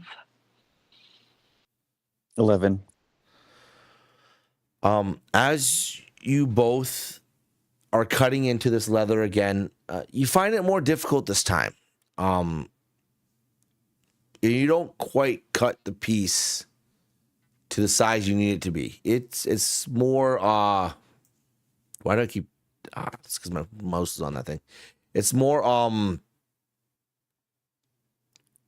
jagged and larger. And it takes more finesse to line it up underneath to make sure that it fits correctly with the rest of the form you've been making. Takes you a little longer to do so.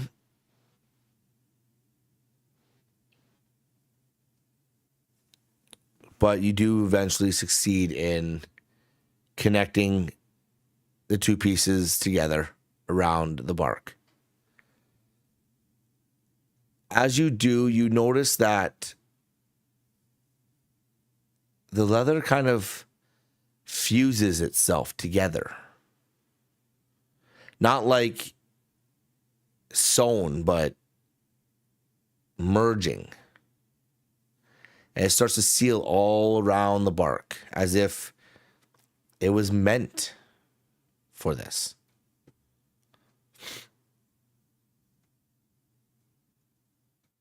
By the time you guys Oh.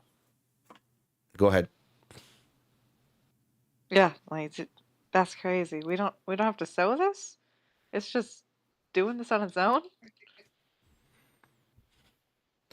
You see friend Rex just look at you and goes, "Magic, baby. You know what magic is, right? Like it's Well, oh right. You're new to this. Yeah. Right. Huh? Right. I've been around a long time. Just so you're aware, you're gonna have abilities she didn't have before. And use them wisely. Like I said, I don't understand why Wild Oak isn't down here teaching you how to make the saddles. Like, he's the one that's supposed to be telling you all this stuff. I'm just kind of like stuck here. I'm glad that I have someone to talk to, but like, damn.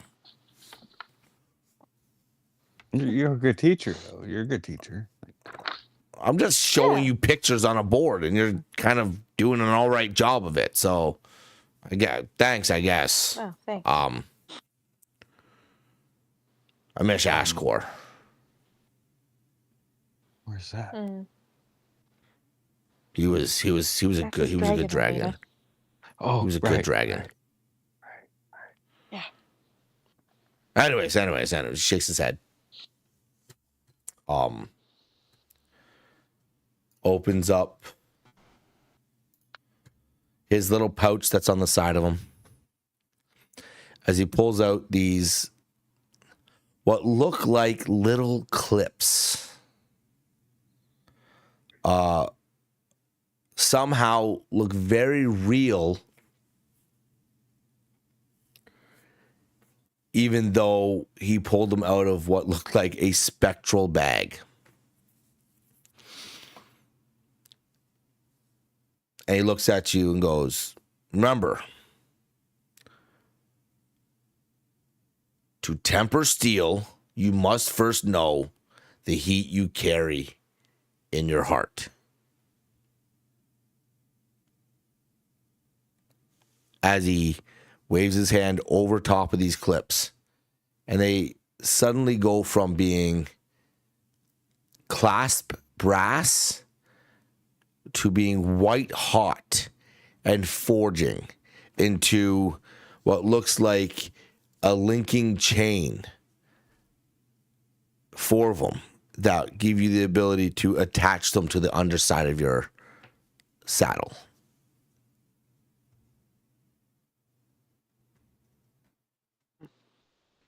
Cool. I guess that was magic. Are we able to do stuff like that? I don't know. Have you tried? No. Okay. I'm gonna give you a little information only because you're here and you ask me questions, and I'm enjoying having the conversation. Listen, normally you can do things that your dragons could do. You have a little taste of their power. Okay? So, what, tell me about your dragons. I haven't seen them, so I don't know what they look like. Tell me about your dragons. What do they look like? Maybe I can give you some information. Mine's like kind of grayish.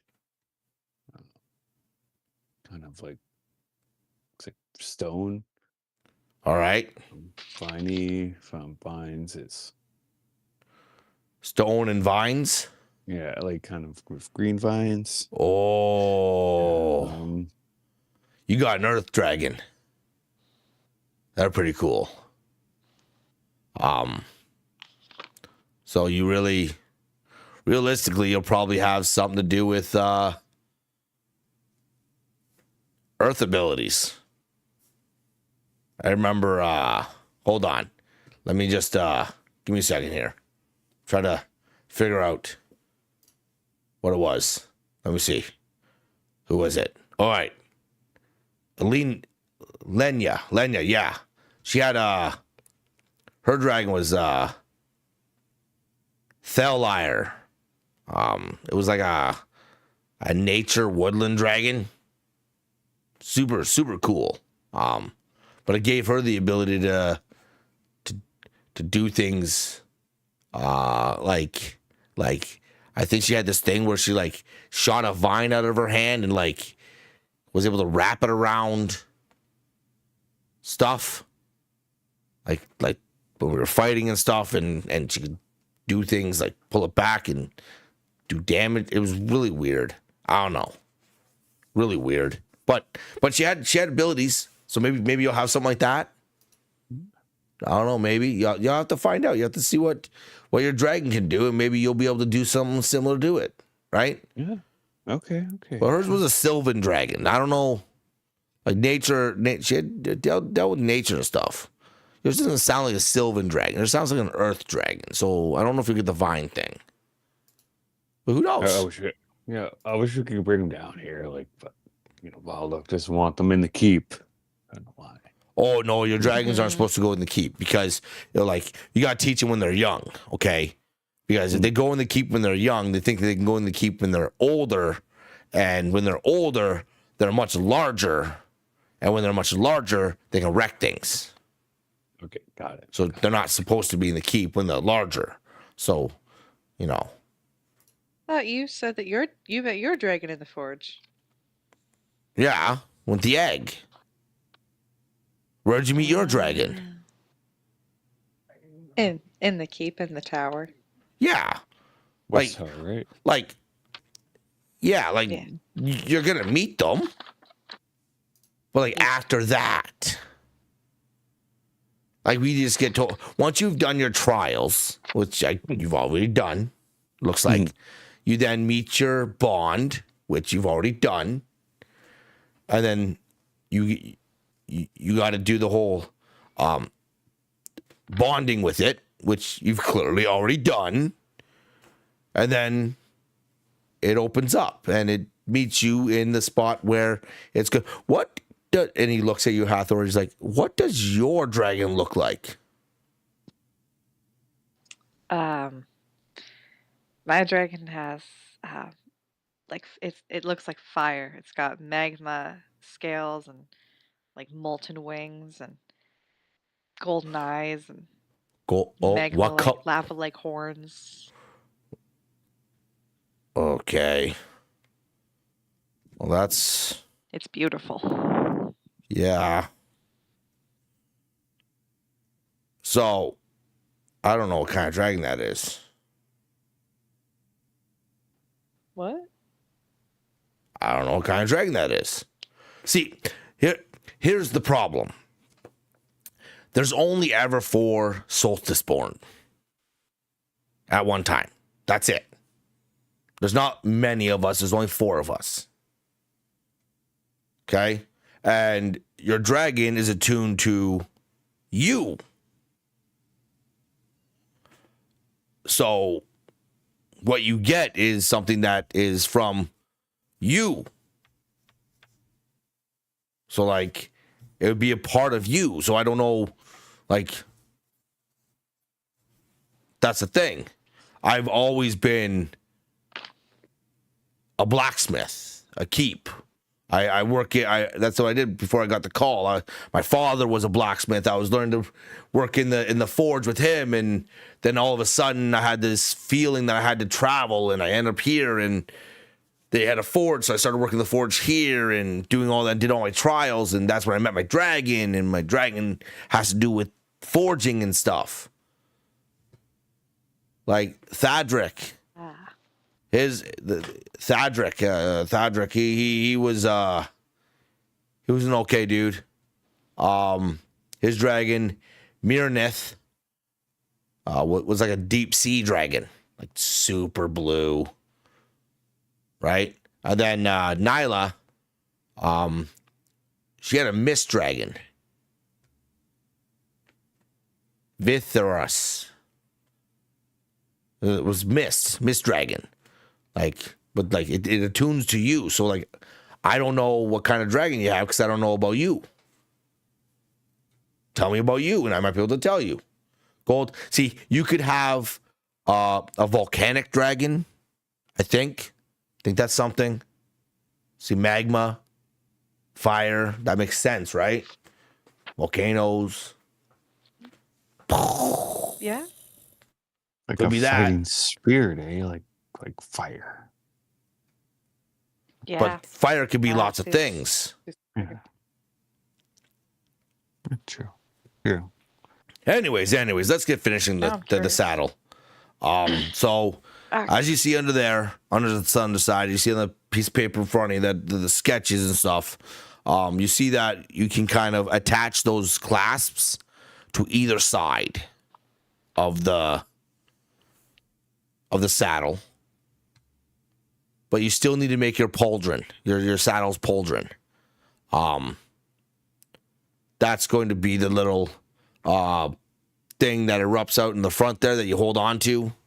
You know what a pauldron is, right? Tell me, you know what a pauldron is. Horses. Yeah, like the reins, I guess. Yeah. Oh no, there's no reins. You don't. There's no what? There's no reins. You don't. How do we steer? You tell it. You tell your dragon where it needs to go, and it listens. Like, listen, okay? These are creatures, very intelligent, very smart, and I'm just to take a stab in the dark here and assume that you've talked to yours already, right? And they've talked back? Yeah. So, I'm just saying, back when I lived in Stormfell, when I would ride my horse, I needed reins because I couldn't just tell it where to go, right? Well, with your dragon, you can tell it where to go. So you don't need to pull it to go left or right. It just listens to you. You're bonded. You're together. Right? So, like, Right. Yep. did Wild Oak really not go over any of this with you? Nope. So he just Kind of. got you told us making where- the saddle first, eh? Yeah, he just told us go get some sleep. And He must be losing it in his old age. Like, he's old. Like, really old. Like, I heard he used to say some weird stuff that I don't ever remember seeing. Like, I think the last time we were here, it was easily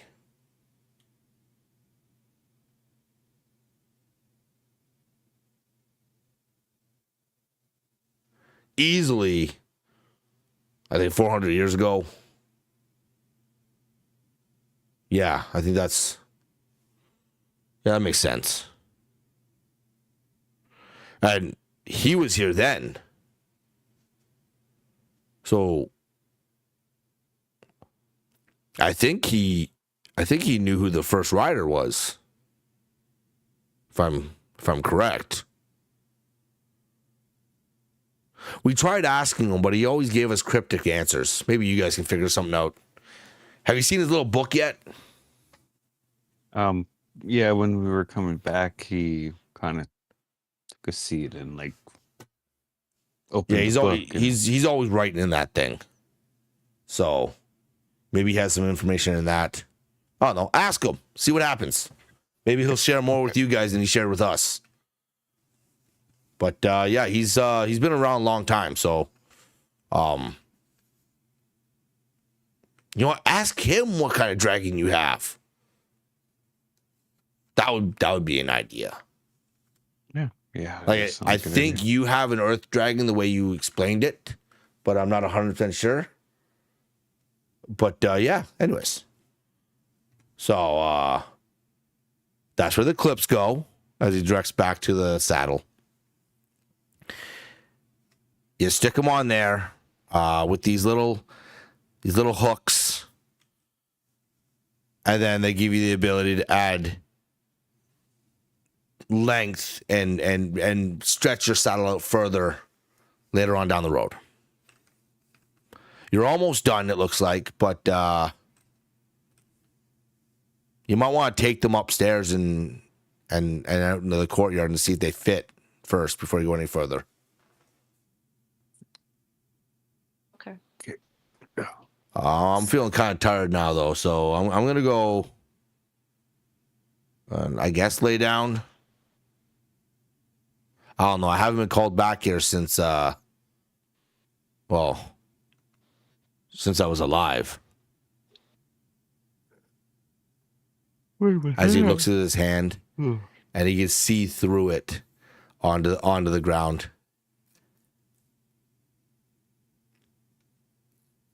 He just lowers his head. He's like, "I'll talk to you guys later." It just vanishes again.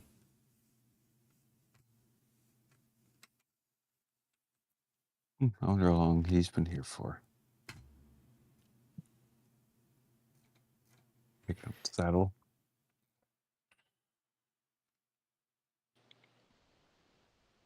I'll definitely have to talk to Wild Oak. Or Yes. He seems to be hiding things. yeah. Lots of mystery. Mm-hmm. Like Yeah. Dark does have a point though. Like there's stuff he could have told us before we came down. Mm-hmm. Yeah. Doesn't seem fair to Fenric. He seemed pretty tired. Yeah. Nice person for sure. Yeah, no, he seems like a solid guy. Yeah. It was good we gave him company, Yeah, well, definitely. Yeah, he had I'm some good glad we could do knowledge. that. Yeah. Mm-hmm. Are you guys having this Very conversation as you walk up the stairs, or are you just kind of having it in Yeah. the forge? Kinda Yeah, I think so. kinda as we're going As up we're the walking. stairs. Yeah. As you guys ascend the stairs and you get to the top level, you see out into the courtyard, and it feels like the day is gone. Oh. You see the night rising. You see the moon coming up. And out in the middle of the courtyard, you can see this raging fire. And Wild Oak is sitting in front of it. Both your dragons are sitting there with him as well. And he's not very far from you. You can see he's about 30 to 40 feet away. And you can kind of just see him just sitting there flipping through his book.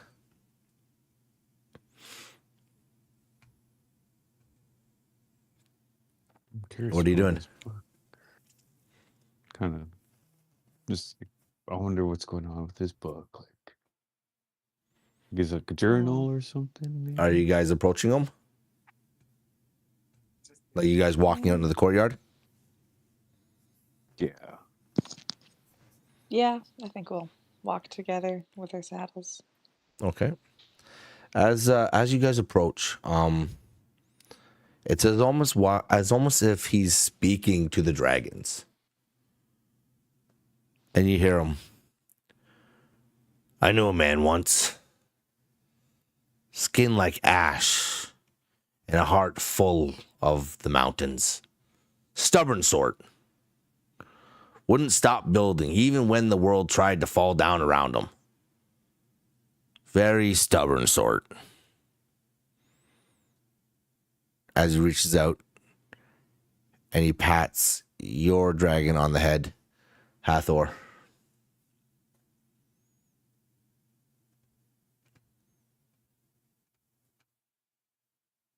Suddenly he turns around and he sees you guys.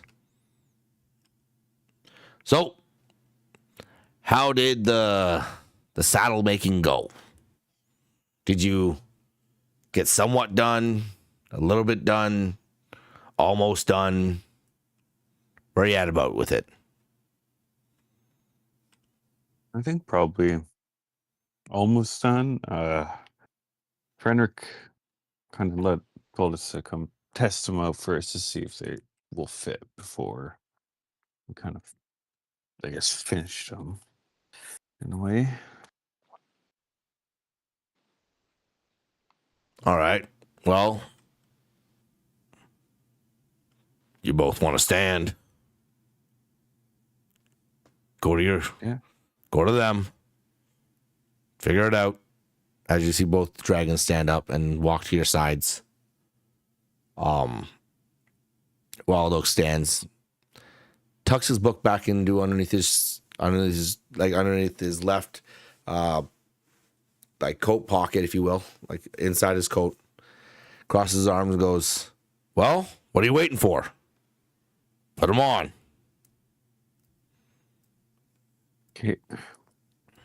Dink. Hoist it up. Yeah. Settle it on. Roll me a. Where is it? What is it? What do I want? What do I want? Roll me a. Roll me a. What would it be? Roll me an animal handling, both of you.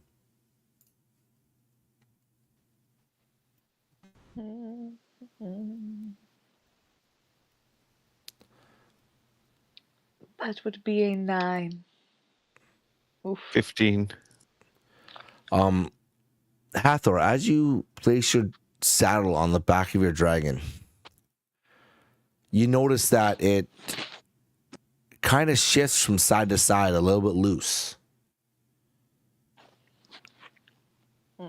Wild Oak looks at you and goes, "Well, you're close, but not quite there yet.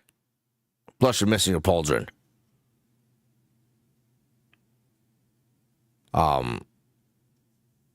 Olena, as you put your saddle on, it's almost as like it's close to being snug. It doesn't have as much shift and give as Hathor's saddle does. But it does seem to fit a little bit more accurately. Wild Oak looks at you and goes, "Well, you're close. Just about there. But for some reason, you as well are missing your pauldron. Did you guys not want to put those on? Like, how else do you expect to hold on? Hey?" Started talking and it didn't really happen. Oh, who was talking? Well, we were talking with Fenric. Fenric. Yeah. He can be pretty chatty. I get it. A little too chatty sometimes. Hopefully he didn't tell you too much. About his dragon. Oh, Ashcore. Yeah. Other riders and dragons too. Ashcore was one of a kind. Mm-hmm. He was a special dragon. Never met a metal and iron dragon before, but he did his part, and he looked good doing it.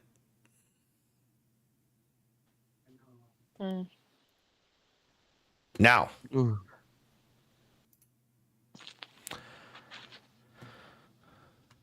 who else did he tell you about? I can't remember quite who Fenric was with. Was it Lenya? Lenya? No. Lenya, I think. Lenya was. I remember. Lenya was one of them. Yeah. There's been too many. Milo and Frederick. I think those were the names you mentioned too. Lila, yeah. Nyla. Nyla was Nyla. not Lila. Yes, Nyla. yes. That's it. Nyla. Yes. The Hollow yes. Sky. Vethras. Her dragon was pretty cool. Mist dragons are pretty common. Thandrick, Wave Caller. Yeah, his deep sea dragon was unique. But not too out of the ordinary. And then Lenya Greenthorn. Yeah, her Thalia was a Sylvan dragon, nature. Very close to nature.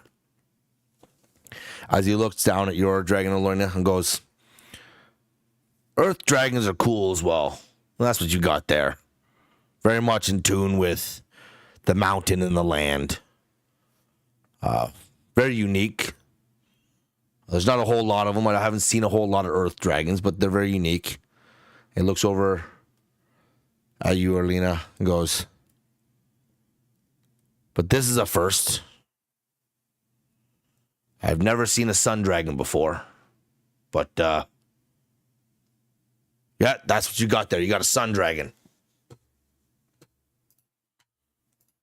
Wow. Really?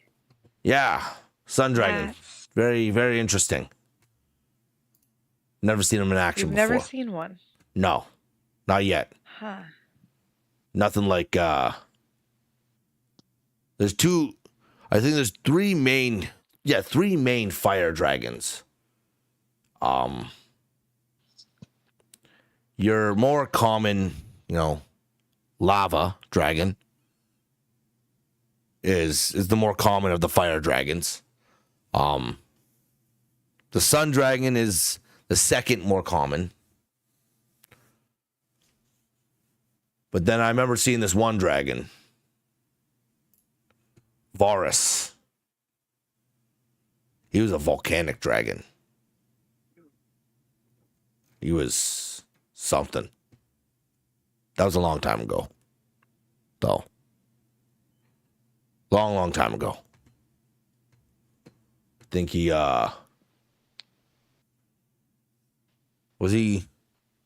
could he be? Was he the first Rider's dragon? No, that couldn't be it.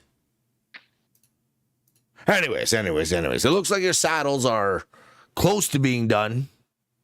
Not quite there yet, so you might want to work on it a little bit tomorrow.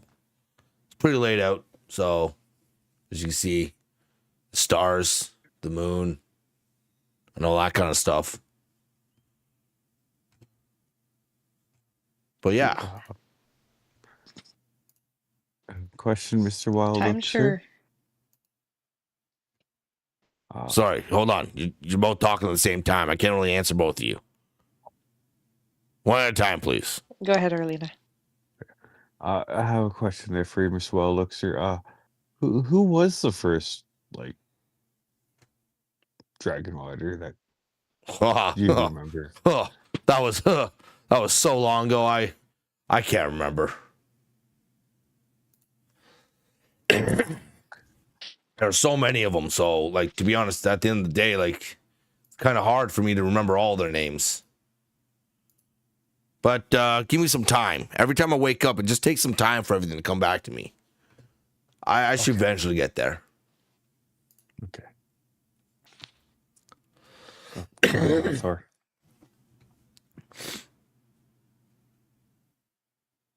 Already. Did the day really go by that fast? Seems to be. It's dark out now. Huh. You were down there for a while, mucking about and trying to figure out how to work the leather, I guess. I don't know. But yeah. Interesting.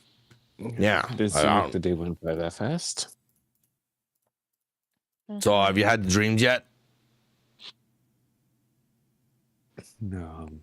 Yes. Yeah. Of the Twin Peaks and the gates and the chains. The first one. Shadows. All right. Good. Then it's starting to happen, I think. So, tomorrow you can either we can finish your saddles a little bit, and then or you want to do it now? You want to sit around the fire? You want to have a little chat about what might be, what could be, what's expected of you?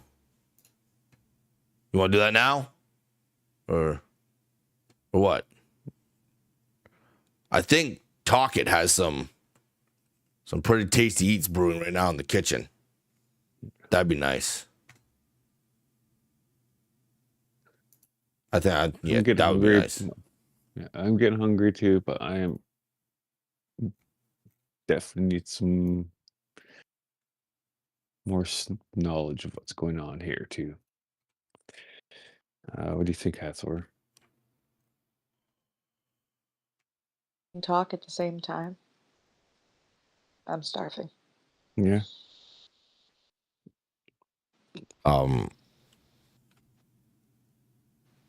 As Wild Oak looks at both of you and goes, "Who it is then?" He just starts walking past you. His strides are 10 plus feet every time. Seems like he can cover the courtyard in 15 strides. This mad beast of a creature. As he walks past you, you hear him again, muttering to himself.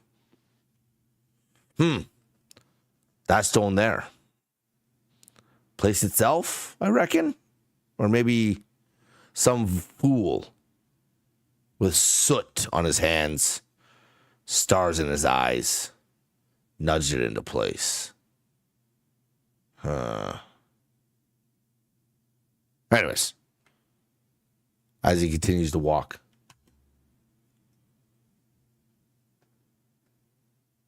disappears into the keep.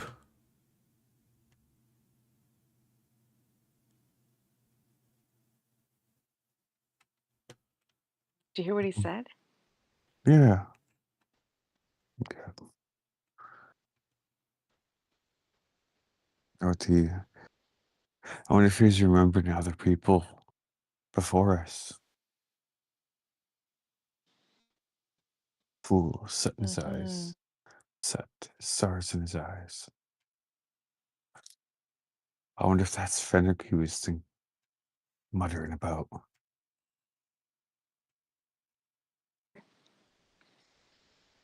Wonder how many people have lived here before us. Mm-hmm. There's be so many. Yeah. And I wonder how long this has been here too. Like, no, yeah. Like, Mm. I wonder if those Yeah. books like in the hall and the library. I wonder if they could help us out too with more info. I have a feeling that Mr. Wild Oak sure knows a lot more than he's kind of leading on, I guess. You see him peer back out from the door. Are you coming? You mentioned food. I'm hungry now. Yep. Yep. All right. We're coming. As he disappears again. It's like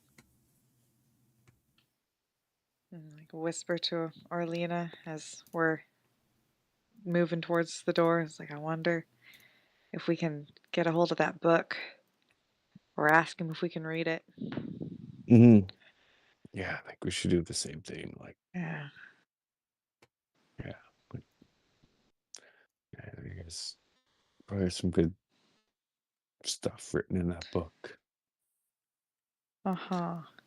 You both at the same time in your heads. Here. I wouldn't do that.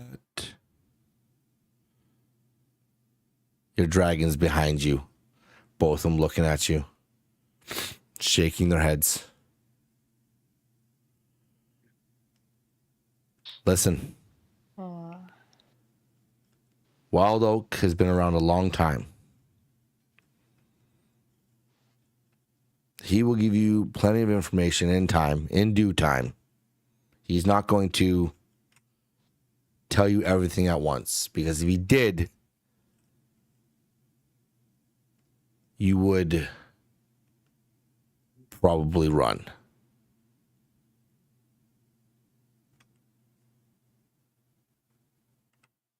you wouldn't want to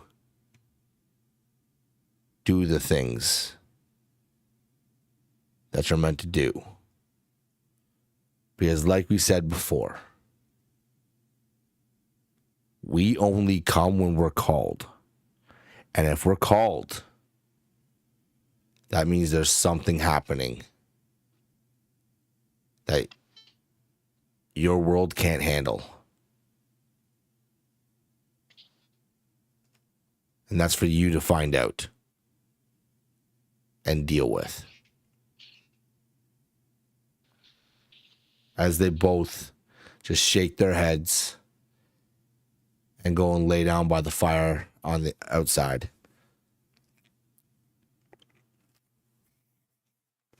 You see Wild Oak Pier again. Chop, chop. Like, come on. Okay. Stick his head out to the door. Sorry. Let's go. Did they have to Sorry. convince you to go eat food? Like, Talking's cooking's pretty good. Just so you're aware. Oh yeah, for sure. Yeah, yeah. Let's start making, okay, so kind of giddy up behind, catching up to Wild Oak. I'll lean over to Hawthorne, like, definitely should trust the dragons on what they're saying. Like, probably in due time we'll get the I hope so. info. Yeah. As you guys ascend the stairs and walk through the door to the kitchen, you see Wild Oak sitting at a table. You see Skarn sitting across from him. And Talkit waddling over with this pot of what looks like a chowder of some kind. Places it down in front of Wild Oak as he takes a kitchen spoon and just starts to eat it. And as Talkit walks away, she mutters back, "That man's full of brimstone. I can't believe he can eat that much food." Skarn laughs. "If only you knew. Talkit, if only you knew."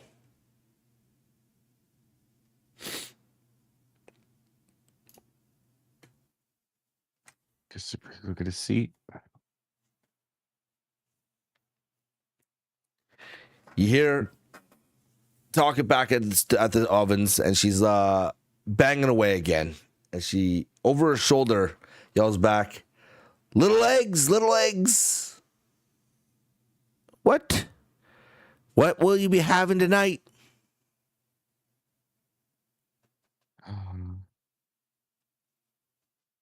What do you Or you'll recommend? give us. "I've got a pretty tasty soup. You want some soup? I'll give you some bread to eat it with. It's pretty tasty." Okay. As before you guys can even Yeah. say okay, she's already ladled out some bowls. And somehow she's balancing the 2 bowls and a plate of bread. And she's already walking in your direction. It's not, she didn't give you a chance to really accept it. It was just happening. She gets up to the table. She throws them down on the table. Looks at both of you and goes, "My little eggs. I hope you don't crack under the pressure." As she turns around and walks right back to her kitchen. I bet she doesn't want us to be scrambled. You hear her chuckle under her breath as she's walking back when you say that.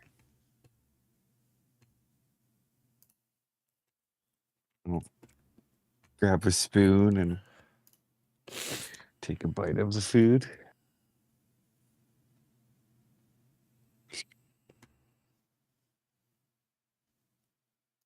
That's good soup, Talkit. Good soup.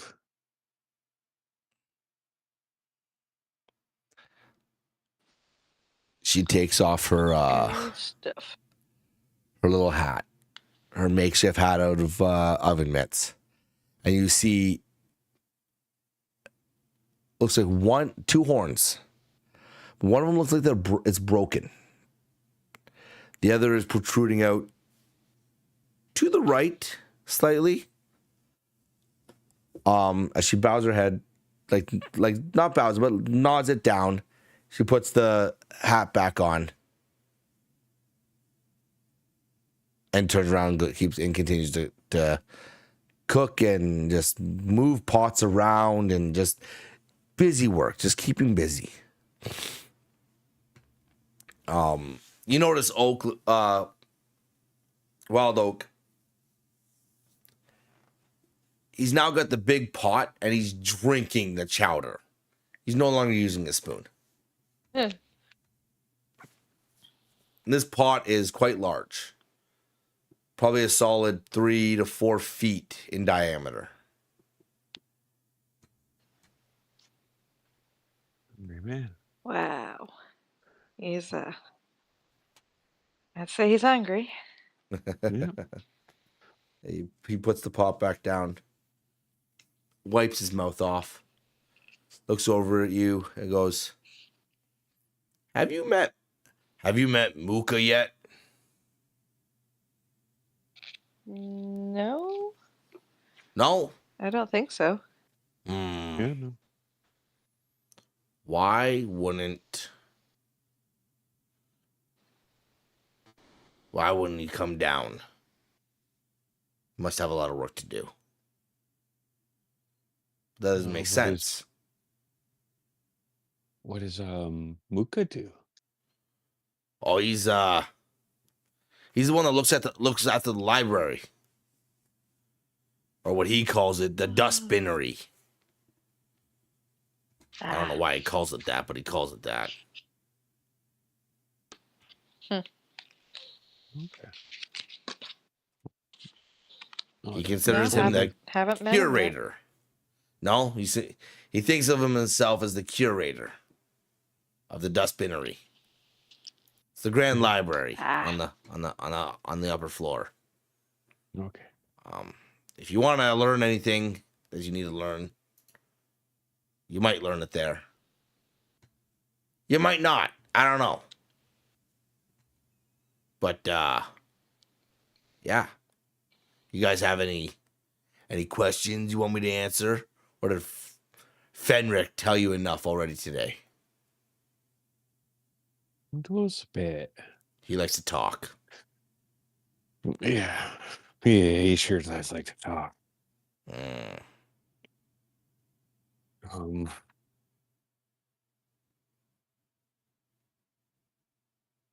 About those dreams about Umberfell, about those peaks. Is that going to happen with any other places? And we Oh. might be going to? Are you asking about your dreams? Yeah, like Those aren't going away. You're pretty much gonna dream almost every night, just so you're aware. All right? So just get used to that. And you said peaks. What do you mean by peaks? There's many peaks. There's mountain peaks everywhere. Be more specific. Do you see something specific? yeah, it's like on the mural in the thorn room. That we dreamt of being there. You dreamt of the mural? Like the peaks in the mural, like the iron. Yeah, there's mountains and gates. He closes his On the mural. eyes and he lets out a slow, deliberate exhale. Both his hands rest on the table, which take up most of the table, by the way. And before he even opens his eyes, he goes, "It can't be happening this fast. It just can't." What? What's happening? You weren't dreaming of Umberfell. You were dreaming of Umbrel, the dragon's home. Umbral. Yeah. Why? Okay. When the solstice born are awoken and their dragons are called forth, it's normally because there's something happening in Umberfell that, well, your kind just can't handle. So you need a higher power to step in and defend your realm. And that's where Umbrel comes into play. All right? Listen, the dragons are from the plane of Umbrel. I am the keeper of Umbrel. I make sure that no one can just get there. First of all, it's next to impossible to get there anyways, but just in case. And what happened a long time ago with the first rider, before your little realm even became what it is today, there was something that decided it wanted to make it its home. Well, the first rider was called. He got his dragon. And they sealed it in Umbrel. That gate you saw, well, that's the gate of the nameless dread. You don't know what it is, why it came, or even what to call it. It didn't have a form. It was just looking to envelop Umberfell before your little realm even had a chance to expand. Yes, I was there.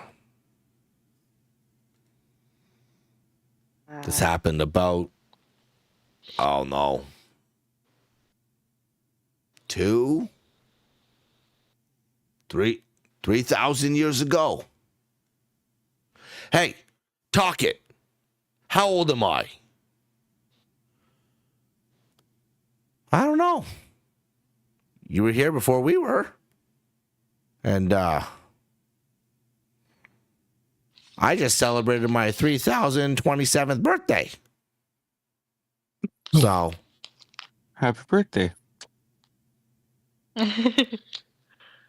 yeah. You're old. Thanks, Talkit. You need to call me old. I know I'm old.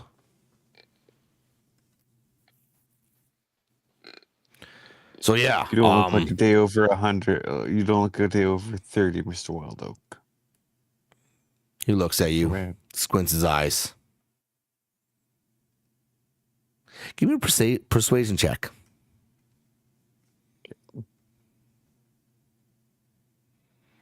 Or deception, whichever one you want to use. That would be 9. He looks at you, tilts his head. You're going to need to be able to lie better than that. Just so you're aware. Anyways. So yeah, it means something is encroaching on your land, and the only reason you're here and have been awoken is because you need to deal with it. You need to learn how to harness your abilities, command your dragons, and essentially fight off whatever evil is coming. Have you ever heard of the Veil? No. No. All right. No. I didn't think you would have heard of it, but I got to ask anyways because there are some of you humans around here that know things that are pretty pesky, but yeah. The Veil is like a shadow realm that every once in a while decides it wants to make Umbrel its home. Not Umbrel, sorry. Umberfell its home. So every once in a while, like Fenric, the Solstice Born are called upon, like you. You've got to pass your trials, and if you do, you get your bond, and then you and your bond, stop it from happening.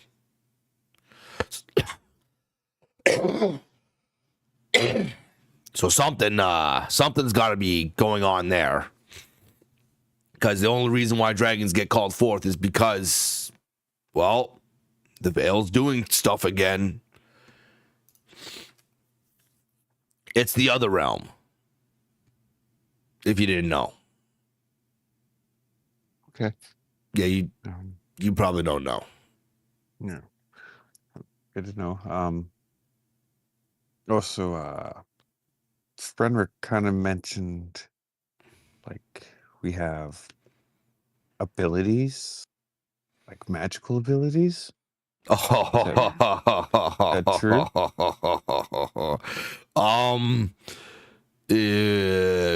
Yeah, no.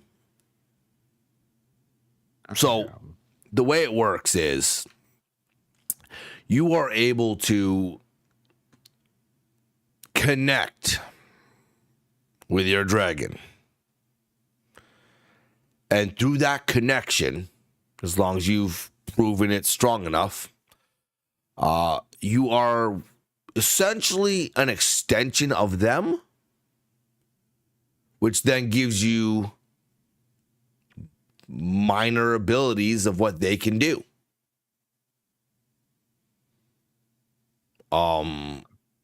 Like Hathor, your dragon, being a sun dragon. Well, I've heard of it, never seen them use it before, but I think they have something like a solar flare. Or something along those lines. Something that gives them the ability to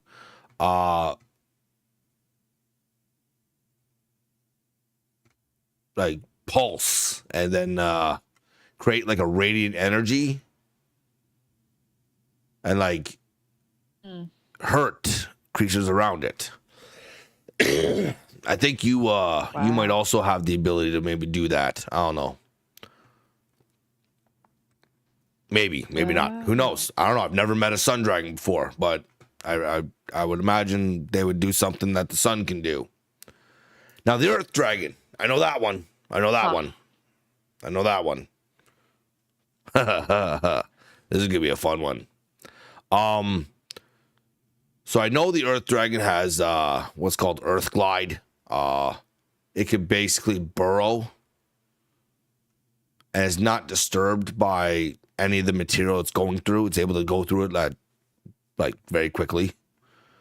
And I believe that you would have some sort of ability to do something like that as well.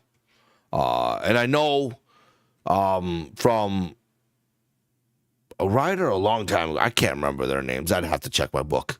That you have something that's called stone camouflage. It lets you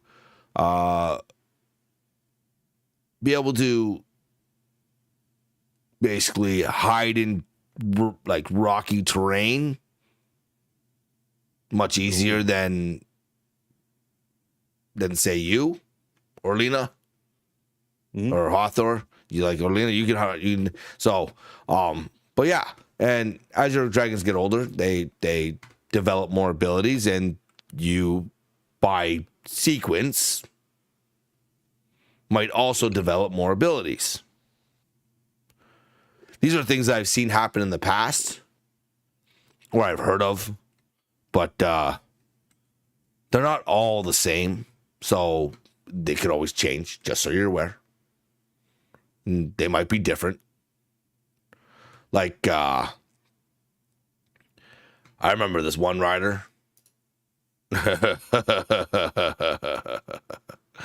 Oh my goodness.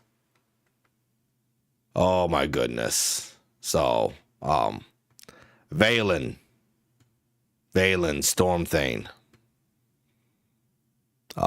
His Thraxia, the Shard Wake, Storm Dragon, and Valen got quite powerful that he was able to literally shoot lightning out of his fingertips. It was nuts, like crazy. Didn't it caught me off guard one time because he like shot it at me. Of course, it didn't hurt me because I'm me. But yeah, so that was something. Then there was Lady Kadra Valbright with Ignor Raza, the Ember Heart. That was a magma dragon, and she had the ability to like cast fire. It was kind of cool. So yeah, eventually you'll get abilities, and you'll be able to do things, which would be kind of cool. I'm kind of interested to see. And he looks right at Hathor. He's like, "What your dragon will do?" Because I've never met a sun dragon before. He tilts his head, looks at you. I'm invested for sure. But tomorrow's another day. And we can talk more about this if you want tomorrow. I'm getting kind of tired. It's been a long day for me. Fixing up the courtyard. I gotta do this every time. Yeah, it was a long day with Saddle. Thank you, Mr. Wild Oak, sir. Thank you, Talkit. Good soup. Good soup. Mm-hmm. Thank you. Skarn is already dropped down off his chair and he's heading towards the door. Talkit seems to be cleaning up, if you will.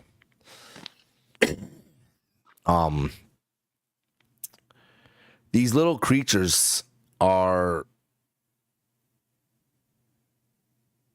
interesting as you've never seen them before, ever. They look like they're mini dragons. They have the ability to speak. They've got small horns, long tails, reddish, brownish scales covering their bodies.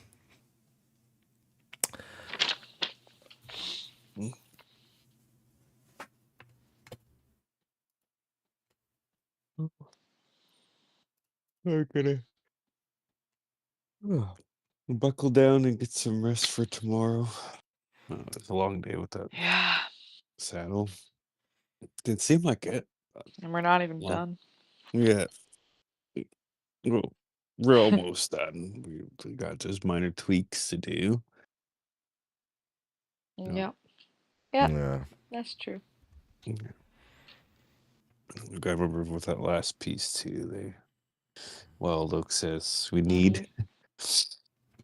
Yes. It's cool though, a sun Like that we dragon. didn't have it. Yeah. Yeah. I guess we got lost in Frenwick's stories. But that sun dragon, No, it's definitely. cool. It's cool. Yeah. Thanks. You're welcome. Earth dragon can burrow underground. That's pretty crazy. Yeah. And the I can't quite camouflage. picture that, but Mm-hmm. hmm No. yeah, that'll be cool to see. Yeah. I know definitely.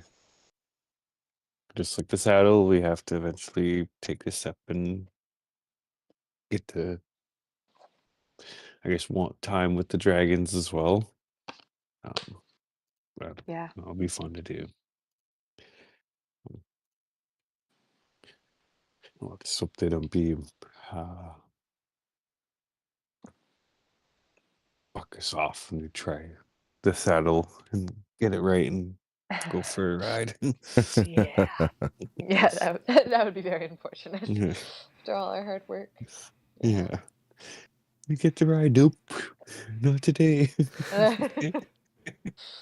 Oh, yeah. That'll hurt. Yeah. As you guys, are you guys having this conversation as you're walking up to like your rooms? Yeah. Yeah. As you guys leave the kitchen, you notice Wild Oak just kind of is sitting there.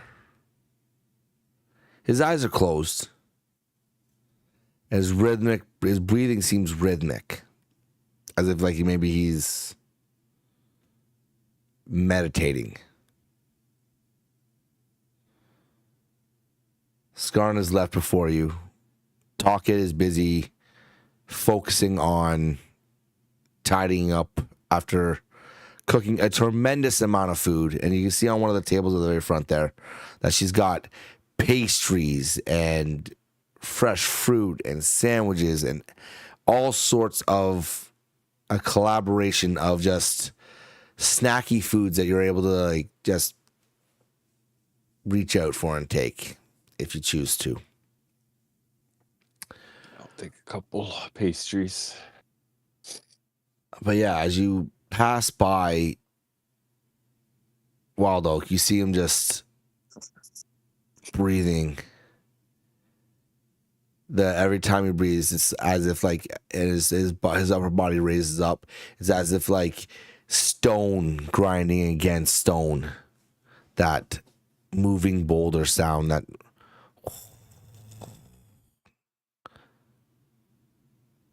he's already asleep. You ascend the stairs. You get to the next level. Only a couple of the sconces are still lit. As you make it to your rooms, you notice that both your doors are open. Just a little bit, though.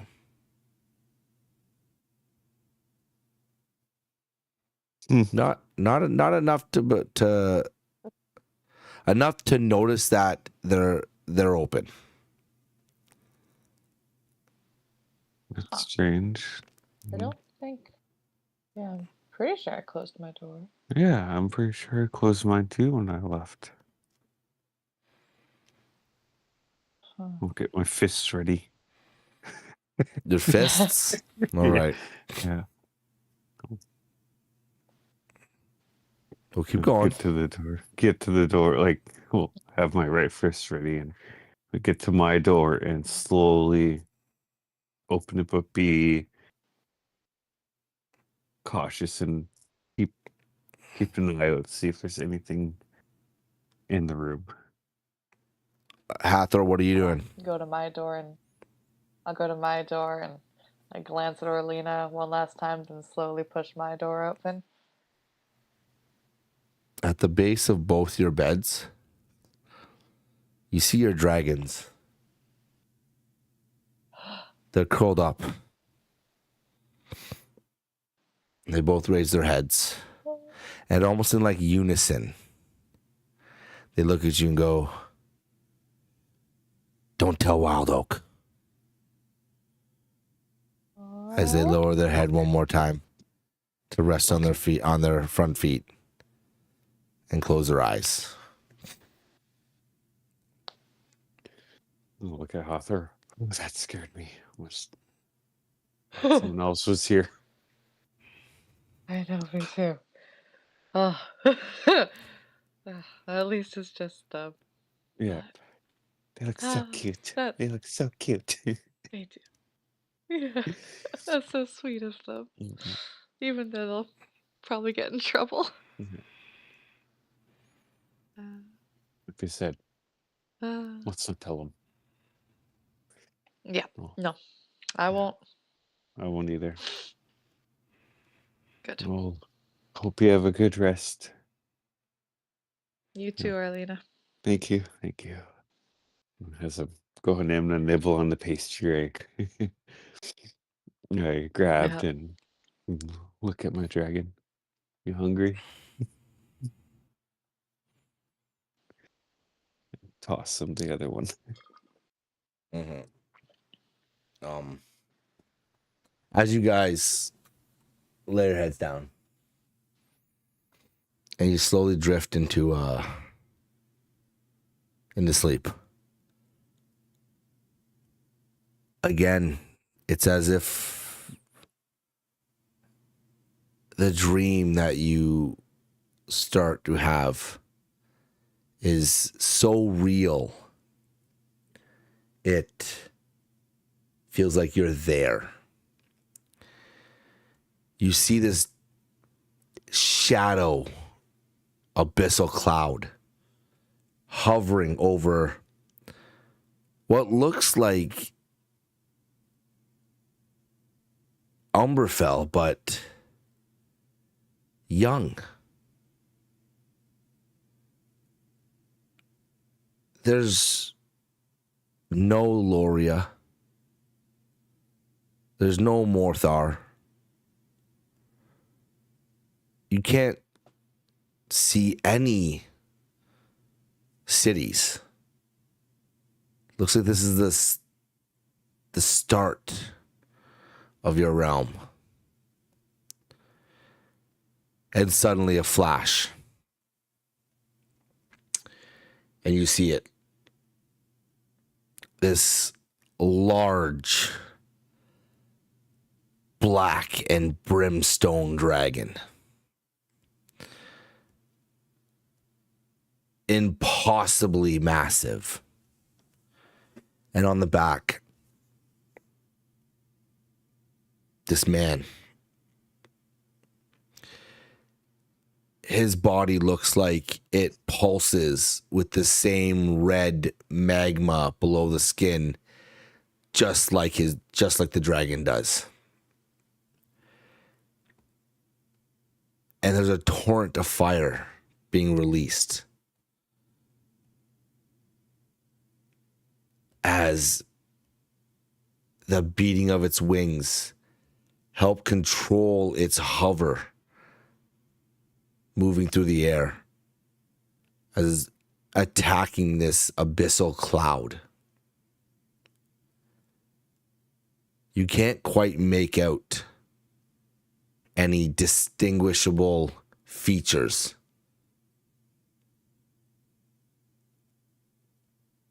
The dragon looks like it's old, though.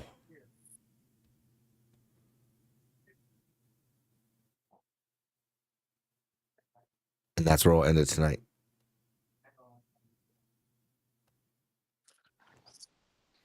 There you go. Wow. So that was a little bit longer than what I was expecting it to be, but that's not too bad. I don't mind it. I don't mind it if we're getting a little bit out of there. You know, we're enjoying ourselves. We're having a good time. Oh yeah. Yeah.